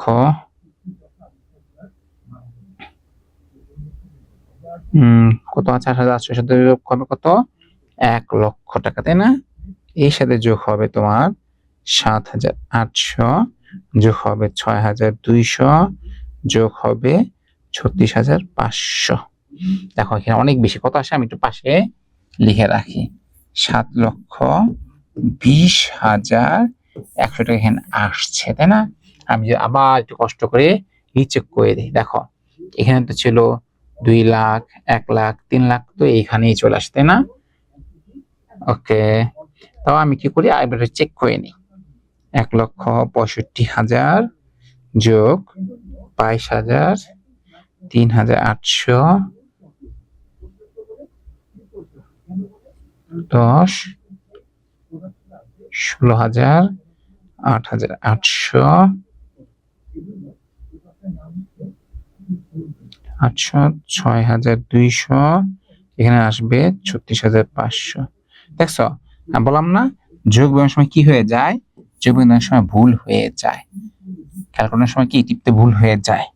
যোগ করার পর যদি সব যোগ করে আসে কত? 5,76,100। দেখো তার মানে আমার কি এই যে মোট ডেবিট পর্যন্ত যোগ করে আসছে কত? 5,76,100। আর ক্রেডিট পর্যন্ত সব যোগ করে আসছে কত? 5,76,100 টাকা। তাহলে সে যাবেন যে বলছিল যে মিলেনি, এখন তো মিলে গিয়েছে, দেখতে পাচ্ছ? তার মানে এখানে তোমার কিছু যদি ভুল করো, আমরা ডেবিটকে সঠিকভাবে নির্ণয় করতে পারি না। দেখতে পাচ্ছ? আমি যে বসিয়েছি সে যাবেন, একটু কষ্ট করে দেখো তুমি ঠিকঠাক ওইটা ডেবিটটা ডেবিট পাশে বসেছো কিনা, ক্রেডিটটা ক্রেডিট পাশে বসেছো কিনা, এটা যদি খেয়াল করে মিলাও দেখবা তাহলে কি হবে? মিলে যাবে। কেমন? দেখতে পাচ্ছি ডেবিট পাশ কি মিলে গেছে, ক্রেডিট পাশে কি হয়েছে স্যার? মিলে গেছে। ক্লিয়ার? হ্যাঁ, এই সেজামিন বলছে কি মিলে গেছে। সেজামিন, তাহলে বলো তো তোমার কোথায় ভুল হয়েছিল? বা এই যেখানে যেরকম আমি অ্যামাউন্ট লিখলাম, নাম রাখলাম মূলধন, ক্রয়, বিক্রয়, হ্যাঁ, ছিল প্রাপ্য হিসাব, সেই প্রাপ্য বিল, ডাকতার, মণিহারি, ইজারা সম্পত্তি আছে, অগ্রিম ভাড়া, বহি ফেরত, বিনিয়োগ অনাদায়ী সুদ, অফিস সরঞ্জাম, আন্তঃফেরত, প্রাপ্য কমিশন, অগ্রিম ভাড়া, পদের মজুরি, ব্যাংক জমা। বলো এর মধ্যে কোনটা তুমি ভুল করেছিলে বা কোনটা তুমি পুরো ডিবিট করেছে বা কেটে ডিবিট করেছে, যাকে এটা মিলেনি। বলছো স্যার ইজরার, আচ্ছা আচ্ছা বলতে পারছো কি ইজরা, হ্যাঁ।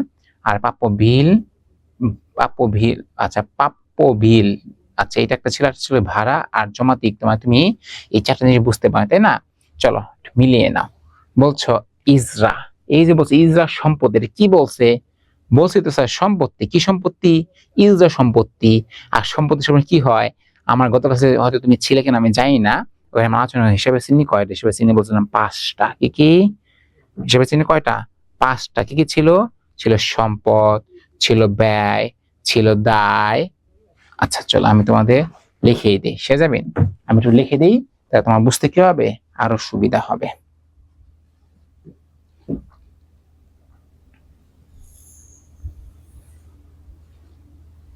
চলো খেয়াল করো,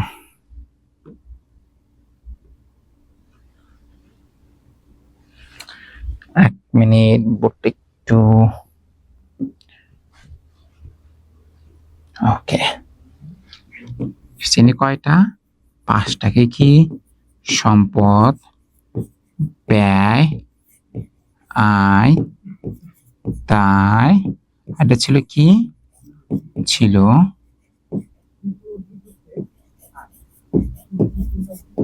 মালিকানা। দেখো লিখে দাও, 1টা, 2টা, 3টা, 4টা, আর কি 5টা। এই 5টা হচ্ছে হিসাবে চিনি, 5 পয়সা পাওয়া যায়। এর মধ্যে সম্পদ আর ব্যয়, এই দুইটা সবসময় কি হয় জানো? ডেবিট হয়। আর এই আয়, দায়, মালিকানা, তিনটা হয় কি স্যার? সবসময় হয়ে যায় ক্রেডিট। কি বলছি খেয়াল করো তো, সে যাবেন এই সম্পদ আর ব্যয় কি হয়? সবসময় ডেবিট হবে। অপরদিকে আয়, তাই মানুষের সবসময় কি হবে? ক্রেডিট হবে। তাহলে দেখো আমি এখানে লিখেছিলাম কি? ইজরা সম্পত্তি, বলা আছে ইজরা সম্পত্তি, যেহেতু বলা আছে সম্পত্তি, তার সম্পত্তি কি হবে? ডেবিট। তার মানে তুমি এটা কোন পাশে বসাবা? ডেবিট পাশে বসাবা। কেমন? আরো বলছে প্রাপ্য বিল, হ্যাঁ প্রাপ্য বিল। তার আগে খেয়াল করো যে লিখে দিচ্ছি দেনাদার। কি? দেনাদার। এটা আরেক নাম কি জানো? ধরো প্রাপ্য বিল, আরেক নাম হচ্ছে জানো কি? হচ্ছে বিক্রয়, ক্ষতি,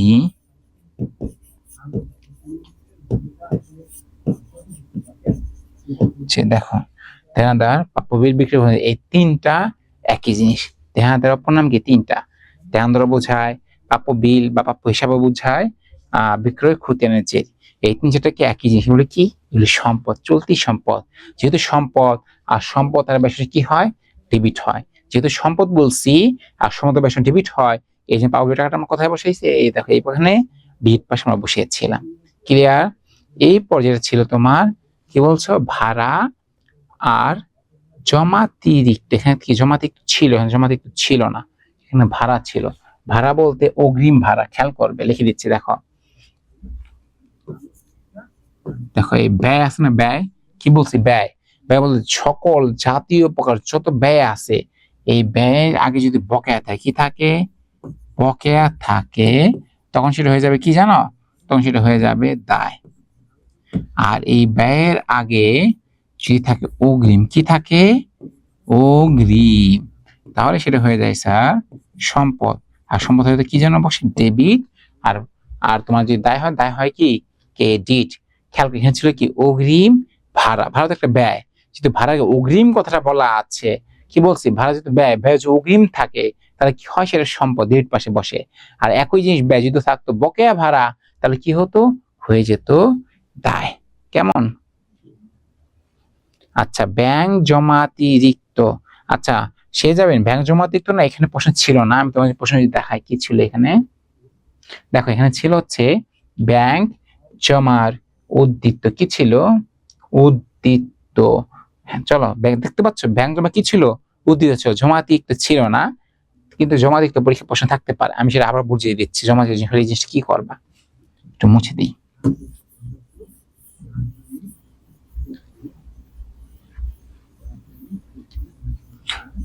এই প্রশ্ন কিন্তু ব্যাংক জমা ছিল না, কিন্তু পরীক্ষায় ব্যাংক জমা থেকে প্রশ্ন আসতে পারে। চলো বুঝে দিই, খেয়াল করবা। কি লিখলাম? ব্যাংক জমা উদ্বৃত্ত বা ব্যাংক জমা একই কথা। একটা ছিল ব্যাংক জমা অতিরিক্ত। এটি তো প্রশ্ন নাই, তাও জেনে রাখো পরীক্ষায় প্রশ্ন আসতে পারে। মনে রাখবা, এই যে ব্যাংক জমা উদ্বৃত্তটা না, এটা হচ্ছে স্যার সম্পদ। এটা কি উদ্বৃত্ত হলে কি হবে? উদ্বৃত্ত হলে হবে সম্পদ। আর জমা তিরিক্ত, এই তিরিক্ত কথা থাকলে এটা হয়ে যাবে স্যার দায়। খেয়াল করো, যদি জমা উদ্বৃত্ত বলে সেটা হবে কি? সম্পদ। আর জমা তিরিক্ত, তিরিক্ত মানে বুঝে কি জানো? জমার অতিরিক্ত উত্তোলন। খেয়াল করো তো, সে যাবেন ধরো তোমার ব্যাংক অ্যাকাউন্টে টাকা আছে কত? 20,000 টাকা। তুমি ব্যাংকে 20,000 জমা রেখেছো। হ্যাঁ, এখন তুমি কি করলা? তোমার হঠাৎ করে খুব টাকার প্রয়োজন।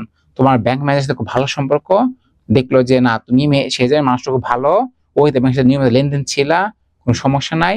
এইবার যেটা করছে ব্যাংক ম্যানেজার, তোমাকে 21,000 টাকা তুলে দিয়েছে। কত টাকা তুলে দিয়েছে?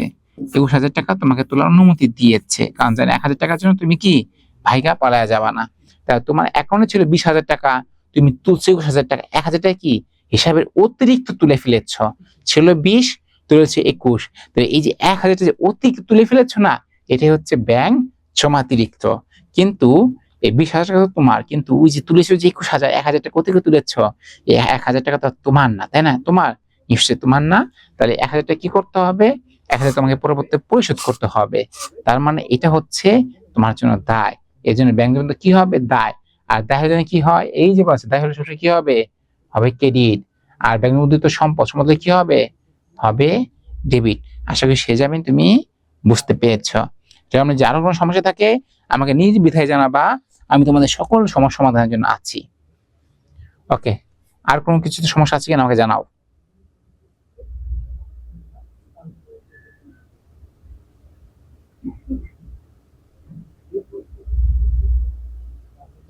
ওকে, আর সমস্যা নেই, ঠিক আছে, দ্যাটস গুড। চলো আমরা ঘ নাম্বারটা করি। হ্যাঁ, কি বলো, কষ্ট হচ্ছে? সে যাবেন কষ্ট হচ্ছে নাকি আমরা একটা রেওয়া মিল করবো? কোনটা? কি না, আমরা কি একটা রেওয়া মিল করবো না, না কষ্ট হচ্ছে না, কোনটা সেটা বলো। কথা বলতে হবে, সে যাবেন কথা বলতে হবে। আর যেহেতু কষ্ট হচ্ছে না, তাহলে এটা আমরা, এটা কি তার এই প্রশ্ন গ নাম্বার করবো, নাকি আমি আর একটু তোমাদের জন্য রেওয়া মিল রেখেছি সেই রেওয়া মিলে আমরা মানে রেওয়া মিলটা করবো? কোনটা বলো? তোমাদের সমস্যা কোথায় হয়? তোমাদের কি ক আর গতে সমস্যা হয়, না শুধু রেওয়া মিল ডেবিট কিট বের করতেই সমস্যা হয়? আমাকে একটু কমেন্টস করে জানাও। আচ্ছা, যেহেতু গ করতে বলছো, চলো আমি গ নাম্বারটাই তোমাকে করে দেখাই। তার আগে যেটা করতে হবে, এই লেখাটা আমরা উপরে তুলে দিই, তাই না?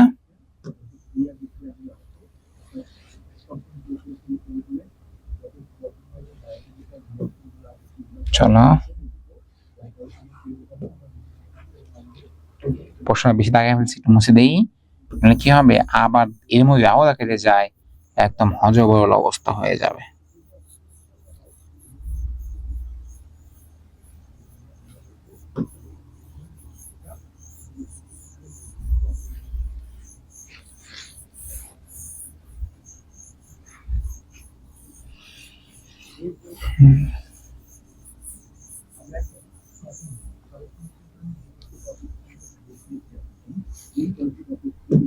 দেখো, ক নাম্বার বলেছিল উপযোগী তথ্য। উপযুক্ত বলতে কি, এই যে উপরে যে কতিপয় হিসাবে উদ্ধৃত্ত গুলো আছে বা খতিয়ান, এই তথ্যগুলো কি করতে বলছে? করতে বলছে চলতি সম্পদ ও মোট স্থায়ী সম্পদ, মানে চলতি সম্পদ বের করতে বলছে, স্থায়ী সম্পদও বের করতে বলছে। চলো তাহলে আমরা এখন যেটা এখানে করব, এখান থেকে আমরা স্কেল নিয়ে নেব, রাইট? তোমরা স্কেল নিয়ে নাও, নিয়ে এখান থেকে একদম এই পর্যন্ত দাগটাই নেব।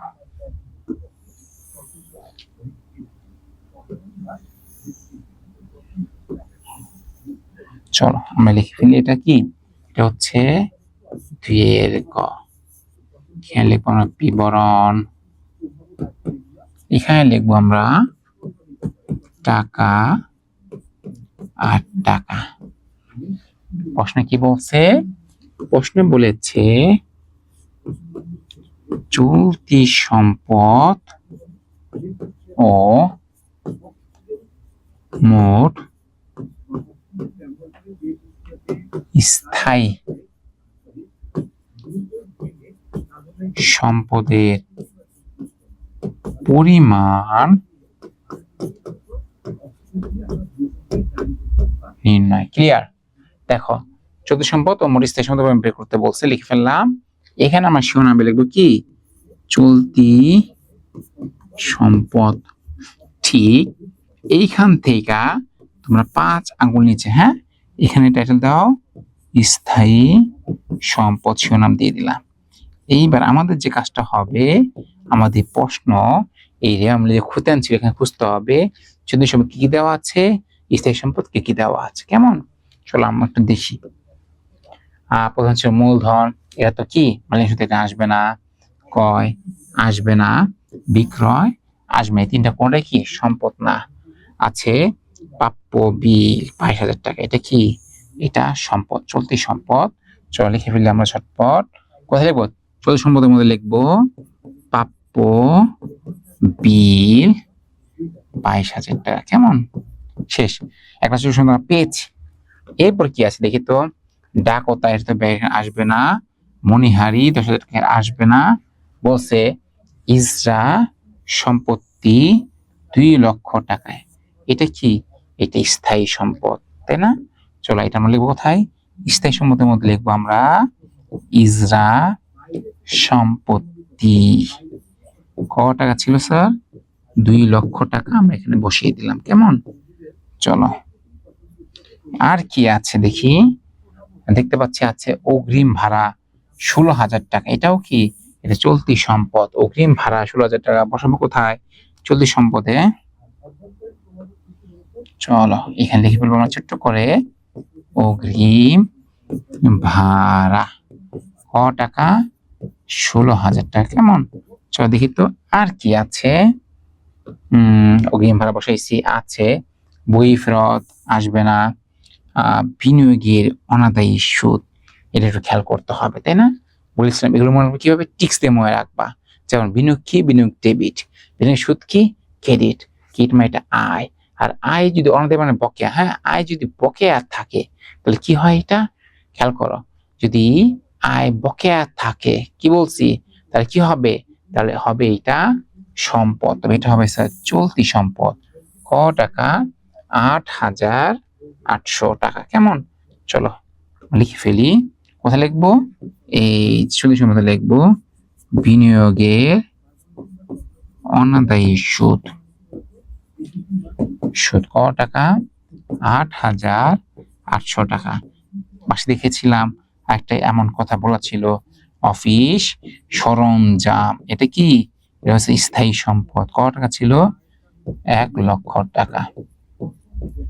আমরা যদি একটু এখানে দেখি, খেয়াল করো, অফিস সরঞ্জাম এখানে যে 1 লাখ টাকা ছিল এটা বসিয়ে ফেলেছি।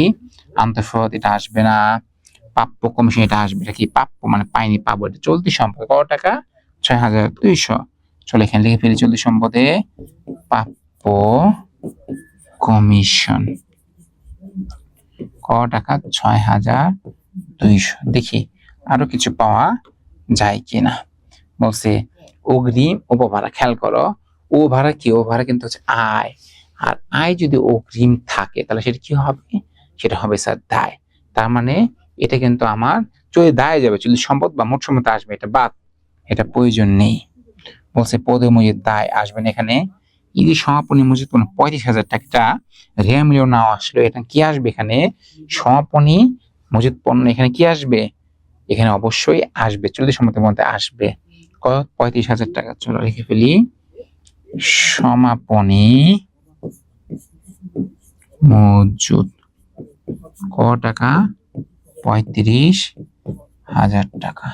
চলো আরেকটা বাকি ছিল লাস্ট, যেটা ব্যাংক জমার উদ্বৃত্ত ক টাকা, সেটা আমরা দেখে নিই একটু। ব্যাংক বলছো 36,500, এটাও কি চলতি সম্পদ। চলো আমরা বসিয়ে ফেলি 36,500। এইবার তো শেষ, যোগ বিয়োগের খেলা, তাই না? সাবাস বাংলাদেশ। চলো আমি আমার ফোন মানে ক্যালকুলেটর হাতে নেই, নিয়ে আমরা যোগ বিয়োগে চলে যাই। ক্যালকুলেটর হাতে নিয়েছি, দেখো যোগ করি। 22,000 যোগ 16,000 যোগ 8,800 যোগ 6,200 যোগ 35,000 যোগ 36,500। কত আসবে? আসবে 1,24,500। এটা হচ্ছে কি চলতি সম্পদ। আর স্থায়ী সম্পদ ছিল কত? 2 লাখ আর 1 লাখ, যোগ করলে আসতেছে হচ্ছে স্যার 3 লাখ। তার মানে এটা হচ্ছে আমার মোট স্থায়ী সম্পদ। তার মানে মোট সম্পদ কত? 1,24,000 আর 3 লাখ যোগ করে আসে কত?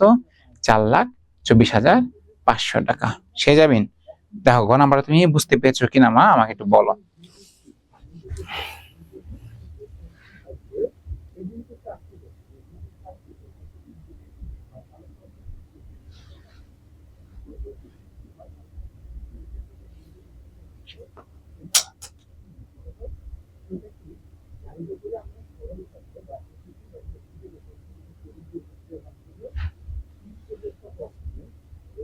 সে যাবে তুষ্মি, একদম শেষ বেলায় তুষ্মি মেয়েটা আজকে আসলে। হ্যাঁ তুষ্মি, তুমি কোথায় ছিলা বলো তো? তোমার তো সারাদিন কোনো খোঁজ খবর আমি পাইনি, ঘটনা কি? সেদিন বলছো বুঝতে পেরেছি।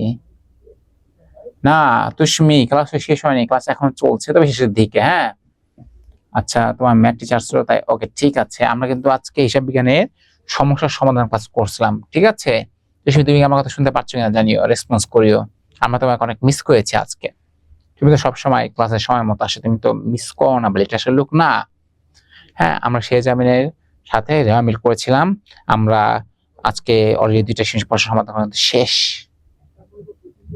বলো শেহজামিন, ম্যাথটা বুঝতে পেরেছো কিনা? ওকে, শুনতে পেয়েছ? ঠিক আছে তুষ্মি, তো বিষয়টা আমি বুঝতে পেরেছি। আমরা কিন্তু রেয়ামিল এটা সমাধান করেছি। এর আগে আমরা হিসাব সঙ্গে প্রভাবে যে ম্যাথগুলো আছে সেটা আমরা সমাধান করেছি। কেমন?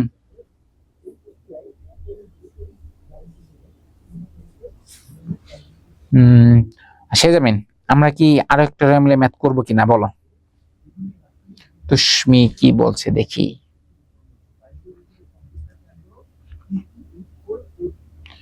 ওকে আচ্ছা ঠিক আছে তুষ্মি, তুমি ক্লাসের রেকর্ডটাও দেখে নিতে পারো, সমস্যা নেই।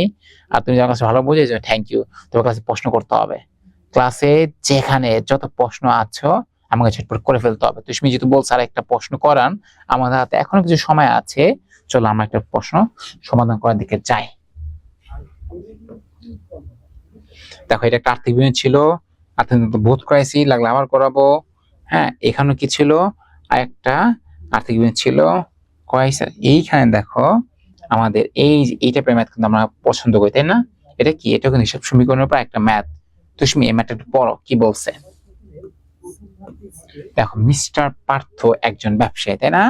জানুয়ারি 2022 সালে তার ব্যবসায়িক লেনদেন ছিল নিম্নরূপ। তার মানে এই পার্থ নামে যে ব্যবসায়ী আছে সেখানে বেশ কিছু কি করেছে? লেনদেন করেছে।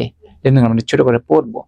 দেখো জানুয়ারি 1 তারিখে কি লেনদেন করেছে বলছে, মিস্টার পার্থ 1 লক্ষ টাকা নিয়ে ব্যবসা শুরু করেন। জানুয়ারি 3 তারিখে বলছে বাকিতে মাল ক্রয় 15,000 টাকা।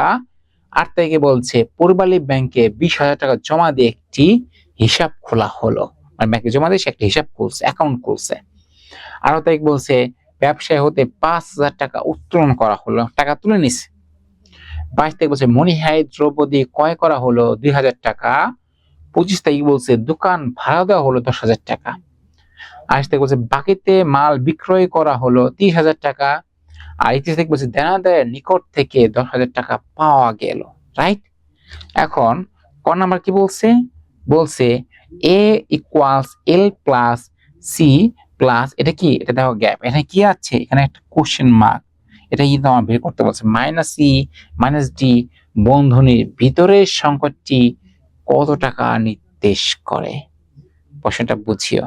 এই প্রশ্নটা পড়ার আগে একটা বেসিক তোমাদের ক্লিয়ার করতে হবে। চলো আগে তোমাদের আমি বেসিক ক্লিয়ার করে দেই।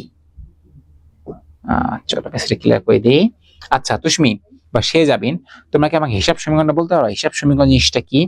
হিসাব সমীকরণ, এই যে অ্যাকাউন্টিং হিসাব সমীকরণ আমরা যা বুঝি, হ্যাঁ এখন হিসাব সমীকরণটাকে আমার একটু বলো তো, আমি লিখে দিই। হ্যাঁ, সমান ছিল বড় করে লিখা এ ইকুয়ালস এল প্লাস ই।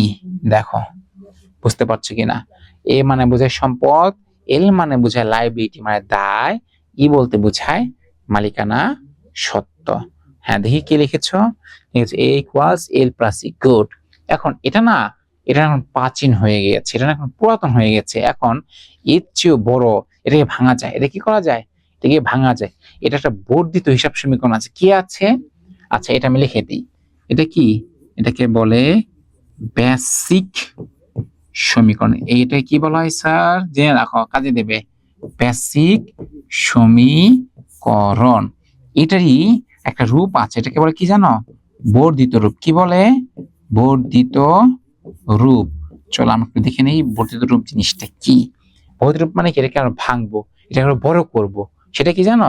সেটাকে বলো A equals to L plus C মানে ক্যাপিটাল, প্লাস আর মানে রেভিনিউ, ই মানে এক্সপেন্স, ডি মানে ড্রয়িং। খেয়াল করো এই একই জিনিস কি আছে, এটা বর্ধিত রূপ আছে, বড় রূপ আছে। এটা ভাঙলে আর বড় করা যায়। এই এ ইকুয়ালস এল প্লাস, এটা ভাঙলে কি করা যায় স্যার? আর তুষ্মি বড় করা যায়। দেখো এটাতে ই থাকবে, এ কিন্তু পরিবর্তন হয়নি।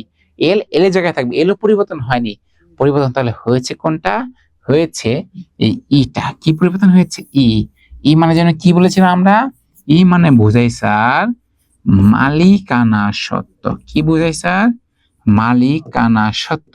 ইংলিশে বলা হয় ওনার্স ইকুইটি। এখন এই মালিকানা সত্ত্ব কি থাকে? থাকে মালিকের টাকা থাকে, মূলধন, তাই না? তার মানে এর মধ্যে কি থাকে? এর মধ্যে থাকে স্যার মূলধন। কি থাকে? থাকে হচ্ছে আয়, থাকে কি? থাকে ব্যয়, থাকে কি? থাকে হচ্ছে উত্তোলন। দেখো মোর সাথে আয়টা যোগ করবা, ব্যয়টা বিয়োগ করবা, ড্রয়িংস মানে উত্তোলনটা বিয়োগ করবা। খেয়াল করো তো, এই সি মানে বলে হয় ক্যাপিটাল, ক্যাপিটাল বাংলা হচ্ছে মূলধন। আর মানে বোঝায় রেভিনিউ, রেভিনিউ বাংলা হচ্ছে কি? আয়। ই বলতে বোঝায় এক্সপেন্স, এক্সপেন্স মানে হচ্ছে ব্যয়, তাই না? আর ডি বলতে বোঝায় ড্রয়িংস। এই ড্রয়িংস মানে আঁকা ঝুঁকি না, এই ড্রয়িংস মানে বোঝায় কি স্যার? উত্তোলন। ক্লিয়ার? তাহলে দেখো এই যে হিসাবটি সমীকরণ আছে এ ইকুয়ালস এল প্লাস ই, এটা কি একটা বর্ধিত রূপ আছে। এটা ভাঙলে আমরা কি পাই? পাই সম্পদ সমান সমান দায় প্লাস মূলধন প্লাস আয় মাইনাস ব্যয় মাইনাস উত্তোলন। সংক্ষেপে সি দিয়ে বোঝায় মূলধন, আর দিয়ে বোঝায় রেভিনিউ মানে আয়, ই দিয়ে বোঝায় এক্সপেন্স বাংলায় বলি ব্যয়, আর ডি বলতে বোঝায় ড্রয়িংস বাংলায় বলছি উত্তোলন। এটুক তুষ্মি বা সে যাবেন ধরতে পারছো কিনা আমাকে জানাও।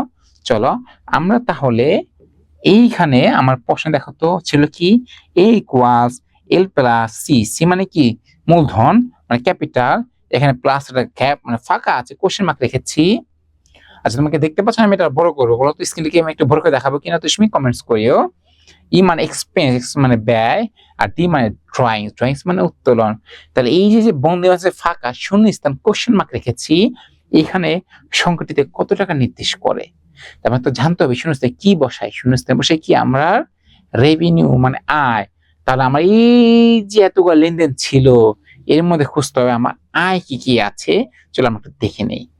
আর যেমন বলছে বাকিতে মাল, এটা তো আয় না, এটা তো মূলধন, তো আয় না। ব্যাংকে জমা, এটাও তো আয় না। অন্যত্র, এটাও তো আয় না। দ্রব্যদি এটাও তো আয় না। এই যে দেখো দোকান ভাড়া দেওয়া হলো 10,000 টাকা, খেয়াল করো এটা হচ্ছে কি? এটা হচ্ছে আয়।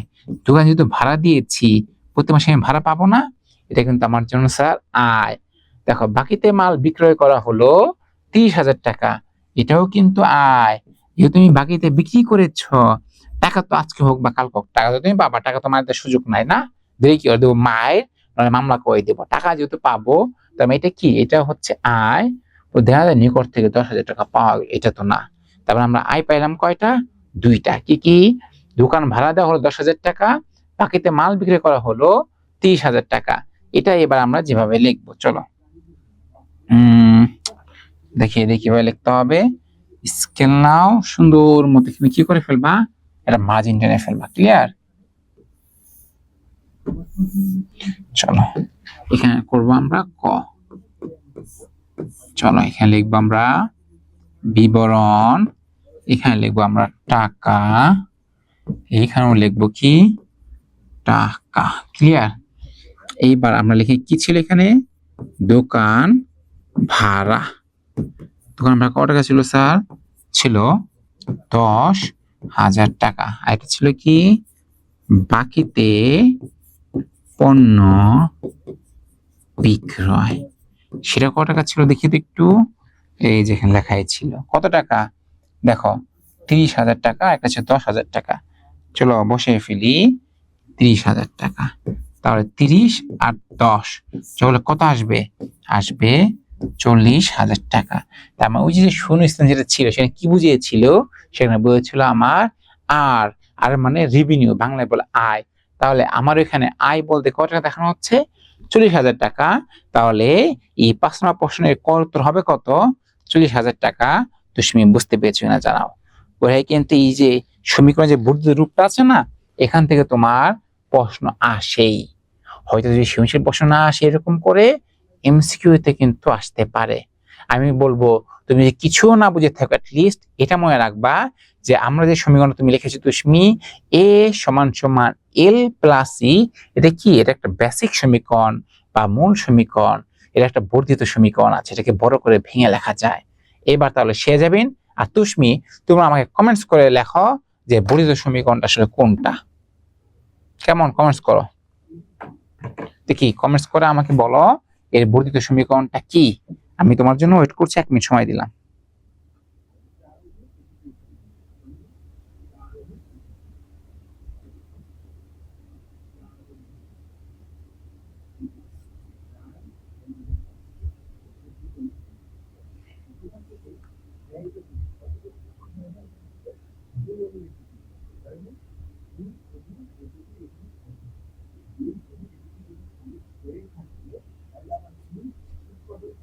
কই তুমি কমেন্টস তো করতে হবে মামনি, কথা বলো না কেন।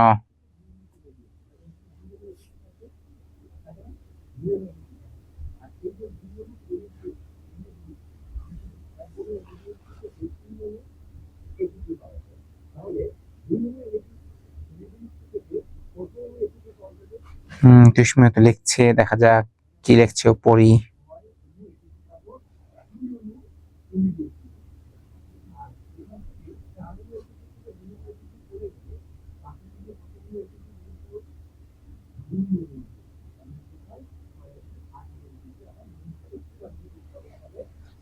আচ্ছা অরিজিৎ, দেখি সে যাবেন লিখেছে, স্যার পারছি না, ওকে সে যাবেন, না পারলে মন খারাপ কিচ্ছু নেই, আমি পর্যন্ত তোমাকে আরো একবার দেখাই দেবো, কি করব, আরো একবার দেখাই দিব। দেন কই লিখলাম,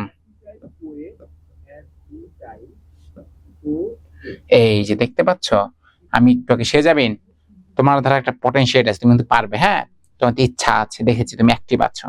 দেখো বেসিক সমীকরণ কি ছিল, এ ইকুয়ালস এল প্লাস ই, এটা কি হিসাবের সাধারণ যে সমীকরণ সেটা হচ্ছে এইটা, হ্যাঁ। এখন এটাকে বড় করা যায়, বড় করলে কি থাকবে, এ এই থাকবে, এল এলই থাকবে, শুধু পরিবর্তন হবে কি, পরিবর্তন এটা, এটা বাংলা কি পাবো, পাবো সি, পাবো আর, পাবো ই, পাবো ডি, সি আর ইডি, আমার সাথে বলো C R E D, C R E D, তার মানে এই ইটা ভাঙলে আমরা কি পাবো, পাবো সি আর ইডি, বলে বলে C R E D, C R E D, C R E D, clear. পেলাম কি সি আর ইডি, সি বলতে বোঝাই কি, সি বলতে বোঝে ক্যাপিটাল, বাংলায় বলে মূলধন, বাংলাটাই মনে রাখার ইংলিশে মনে রাখার প্রয়োজন নেই। আর বলতে বোঝায় কি আয়, ই বলতে বোঝায় কি এক্সপেন্স মানে ব্যয়, ডি বলতে বোঝায় ড্রয়িংস, বাংলায় বলে উত্তোলন। তার মানে এই যে এ সমান এল প্লাস ই, এটাকে বর্ধিত করলে, ভাঙলে, বড় করলে কি পাওয়া যায়? পাওয়া যায় এ সমান সমান এল প্লাস সি প্লাস আর মাইনাস ই মাইনাস টি। শেজাবিন বুঝতে পেরেছো কিনা বলো? না বুঝতে পারলে আমাকে বলো, আমি বুঝাবো, আরো একবার বুঝিয়ে দেবো, কোনো সমস্যা নেই। কিন্তু আমাকে তো বলতে হবে তুমি কতটুকু বুঝতে পেরেছো বা বুঝতে পারোনি। শেজাবিন বলছো এখন বুঝেছি, ক্লিয়ার। ওকে, হ্যাঁ, কিন্তু দেখি এই যে তুষ্মি লিখে পেয়েছে, হ্যাঁ, আর মানে রেভিউ আই যোগ ক্যাপিটাল, হ্যাঁ ঠিক আছে তুষ্মি তোমারটা হয়েছে, হ্যাঁ, তবে সিটা আগে লাগবা, আরটা সির পরে লাগবা, হ্যাঁ, একটা রিদম আছে, ফলো আছে। তার মানে এটা হচ্ছে হিসাবে বর্ধিত রূপ। তার মানে ক নাম্বার শেষ। এবার তোমাদের আমি একটা হোমওয়ার্ক করে দিচ্ছি, হোমওয়ার্ক দিয়ে দিই, যেটা তোমার বাসায় অবশ্যই অবশ্যই করবা। সেটা হচ্ছে দেখো, এই প্রশ্ন করে দিলাম। খ নাম্বার বলছে কি, জানুয়ারি 22 থেকে 31। দেখো, যখন 22 থেকে 30 বলবে আমাকে সবগুলো নেবো না। কি সবগুলো নেবো না, যেহেতু প্রশ্নে ডেট বলা আছে কি, এই দেখো 22 থেকে 31 কয়টা, এই 4টা। এই 4টা লেনদেন কি করতে হবে, হিসাব সমূহের শ্রেণী বিভাগ দেখাও। তুমি হয়তো পড়ে এসেছো, এর জন্য তুমি হয়তো যাও না। আর সেই যাবেন যারা প্রথম থেকে আমার সাথে ছিল, সেই 8টা থেকে, তার দেখবা আমি কিন্তু প্রথমে আজকে একটা ম্যাথই শুরু করেছিলাম, হিসাবের শ্রেণী বিভাগ, হিসাব সমীকরণের প্রভাব দেখিয়ে। মনে থাকবে? ওইখান থেকে আমি সুন্দর করে দেখিয়ে দিয়েছি। তুমিও যেটা করবা, আমার একটা ক্লাস দেখবা, প্রথম 30 মিনিট দেখলে এটা বুঝতে পারবে এই ম্যাথটা প্রথম 30 মিনিটের মধ্যে আছে, দেখে বুঝে বুঝে এটা করে ফেলবা। আর গ নাম্বার বলছে কি, জানুয়ারি 1 থেকে 18, এই যে এই 1 থেকে 18, এই উপরে 4টা, এই দেখে লেনদেনগুলো ধারা হিসাব সমীকরণ কি, হিসাব সমীকরণের উপাদানের ভিত্তিতে একটি বিবরণী ছক তৈরি করো। মানে ওই যে টেবুলার ছক বা হিসাব বিবরণীতে প্রভাব দেখাতে হবে। আমি এটাও প্রথমে করেছি। তোমরা যারা আছো আর যারা ক্লাস এখনো আসতে পারোনি বা সমস্যা ছিল বা কোনো ইস্যু ছিল, তোমরা সবাই যেটা করবা, ওই যে রেকর্ডের ভিডিও দেখবা, আসলে তোমরা পারবা। তাও যে কোথাও আটকে যাও, আমি আজকে এটা নিয়ে একটা সমস্যা সমাধান ক্লাস নিয়েছি। আমি শুরুতে বেশ কিছুক্ষণ 30 মিনিট 40 মিনিট ধীরে ধীরে আলোচনা করেছিলাম, ভেঙে ভেঙে বেসিক ধরে ধরে আলোচনা করেছি। তোমরা যেটা করবা, আগে আমার ভিডিও দেখবা, তারপরে ম্যাথটা বাসায় প্র্যাকটিস করবা। আমি সরে যাচ্ছি, তোমরা চাইলে একটা স্ক্রিনশট নিয়ে রাখতে পারো, স্ক্রিনশট নিয়ে রাখো, নিয়ে বাসায় ম্যাথটা করবা, করে আমাকে নেক্সট ক্লাসে জানাবা, স্যার আমি একটা করেছিলাম। আমি তোমাদের সব সময় বলি, শুধু স্যার ম্যাথ করলে হবে না, ম্যাথ তো আসলে আমার শেখার না, আমার তো শেখানোর সময়, আমি তো শিখে ফেলেছি। কিন্তু তোমরা যদি শুধু আমার আশেপাশে থাকো, স্যার করবে আমি শুধু দেখবো, তাহলে কিন্তু ম্যাথ শিখতে পারো না। ম্যাথ শিখতে কি করতে হবে, স্যার করবে, স্যারের সাথে তোমারও করতে হবে। শুধু ফোন নিয়ে বসা হবে না, ফোনের সাথে থাকতে হবে কি, ক্যালকুলেটর, থাকতে হবে স্কেল, থাকতে হবে খাতা এবং বই। তাহলেই দেখবা স্যারও করবে, তুমিও করবা, খুব দ্রুত শিখতে পারবা। আজকে এই পর্যন্ত রাখি, হ্যাঁ, কি বলো? তার আগে তোমাদের যদি কোনো কিছু বলার থাকে আমাকে বলো, তোমাদের কথা শুনি। আচ্ছা, সেই জন্য বলছে মূলধন ও মুনাফার একটা ক্লাস নেওয়া। ওকে, ঠিক আছে। আমি কিন্তু এই সমস্যা সমাধান ক্লাসের মধ্যে তুমি জানো কিনা সে যাবে, হয়তো পেয়েছো আমাকে, আমি তো খুব রিসেন্টলি জয়েন করছি, 1 মাস হয়েছে। এটা শাইনুর স্যার নিত, শাইনুর স্যারের মাঝে মাঝে তোমাদের ক্লাস নেয়। আমি আর শাইনুর স্যার আমরা মিলিয়ে ঝিলিয়ে ক্লাস নেই। একটা অধ্যায় শাইনুর স্যার নিলে একটা অধ্যায় আমি নেই, একটা অধ্যায় আমি নিলে অপর একটা অধ্যায় শাইনুর স্যার নেয়। শুধু হিসাব বিজ্ঞান নয়, ফাইন্যান্স আমরা সেম কাজটাই করি, ব্যবসা উদ্যোগে আমরা একই কাজটা করি। আচ্ছা ঠিক আছে, তুমি যেহেতু সেজন্য বলেছো আমি নেবো, কেমন? তবে আমি কিন্তু আর্থিক অবস্থা বিভিন্ন উপর টানা 5-6টা ক্লাস, কয়টা ক্লাস নিয়েছি না হলেও 5 থেকে 6টা ক্লাস নিয়েছি কিসের আর্থিক বিভিন্ন পরে। আবার এই পর পর তুমি যদি 2টা আজকে হিসাব বিজ্ঞানের উপরে কি হলো সমস্যা সমাধান ক্লাস হলো, আমি কিন্তু রেওয়া মিলটাকে অনেক জোর দিয়েছি, আর্থিক জোর দিয়েছি। আবার আজকে দেখতে পাচ্ছ, আজকে কিন্তু আমি রেওয়া মিলের পাশাপাশি জোর দিয়েছি কি, এই হিসাব সমীকরণটাকে জোর দিয়েছি। তুমি যেহেতু বলেছো ওকে দ্যাটস ফাইন, সে যাবেন, তার নেক্সট ক্লাসে আমরা যদি সুযোগ পাই আর যদি আমি একটা সমস্যা সমাধান ক্লাস আসে, তাহলে আমি সেখানে এই মূলধন ও মুনাফাজিত যে লেনদেন চ্যাপ্টারটা আছে অধ্যায় 4, এটাকে জোর দিব। ওই অধ্যায়ে 4-5টা প্রশ্ন রাখবো, আমরা ওই দিন সমাধান করে দেবো। হ্যাঁ, আমি তোমার কথা দিলাম, যদি আমরা একটা সমস্যা সমাধান ক্লাস পাই আমরা ওই দিন সমাধান করে দেব, তুমি চিন্তা করিও না। ওকে, ঠিক আছে, তাহলে থাকো, আল্লাহ হাফেজ, দেখা হবে আগামীকাল বা অন্য কোনো দিন অন্য কোনো সাবজেক্টে। হ্যাঁ, আল্লাহ হাফেজ, ভালো থেকো, গুড নাইট।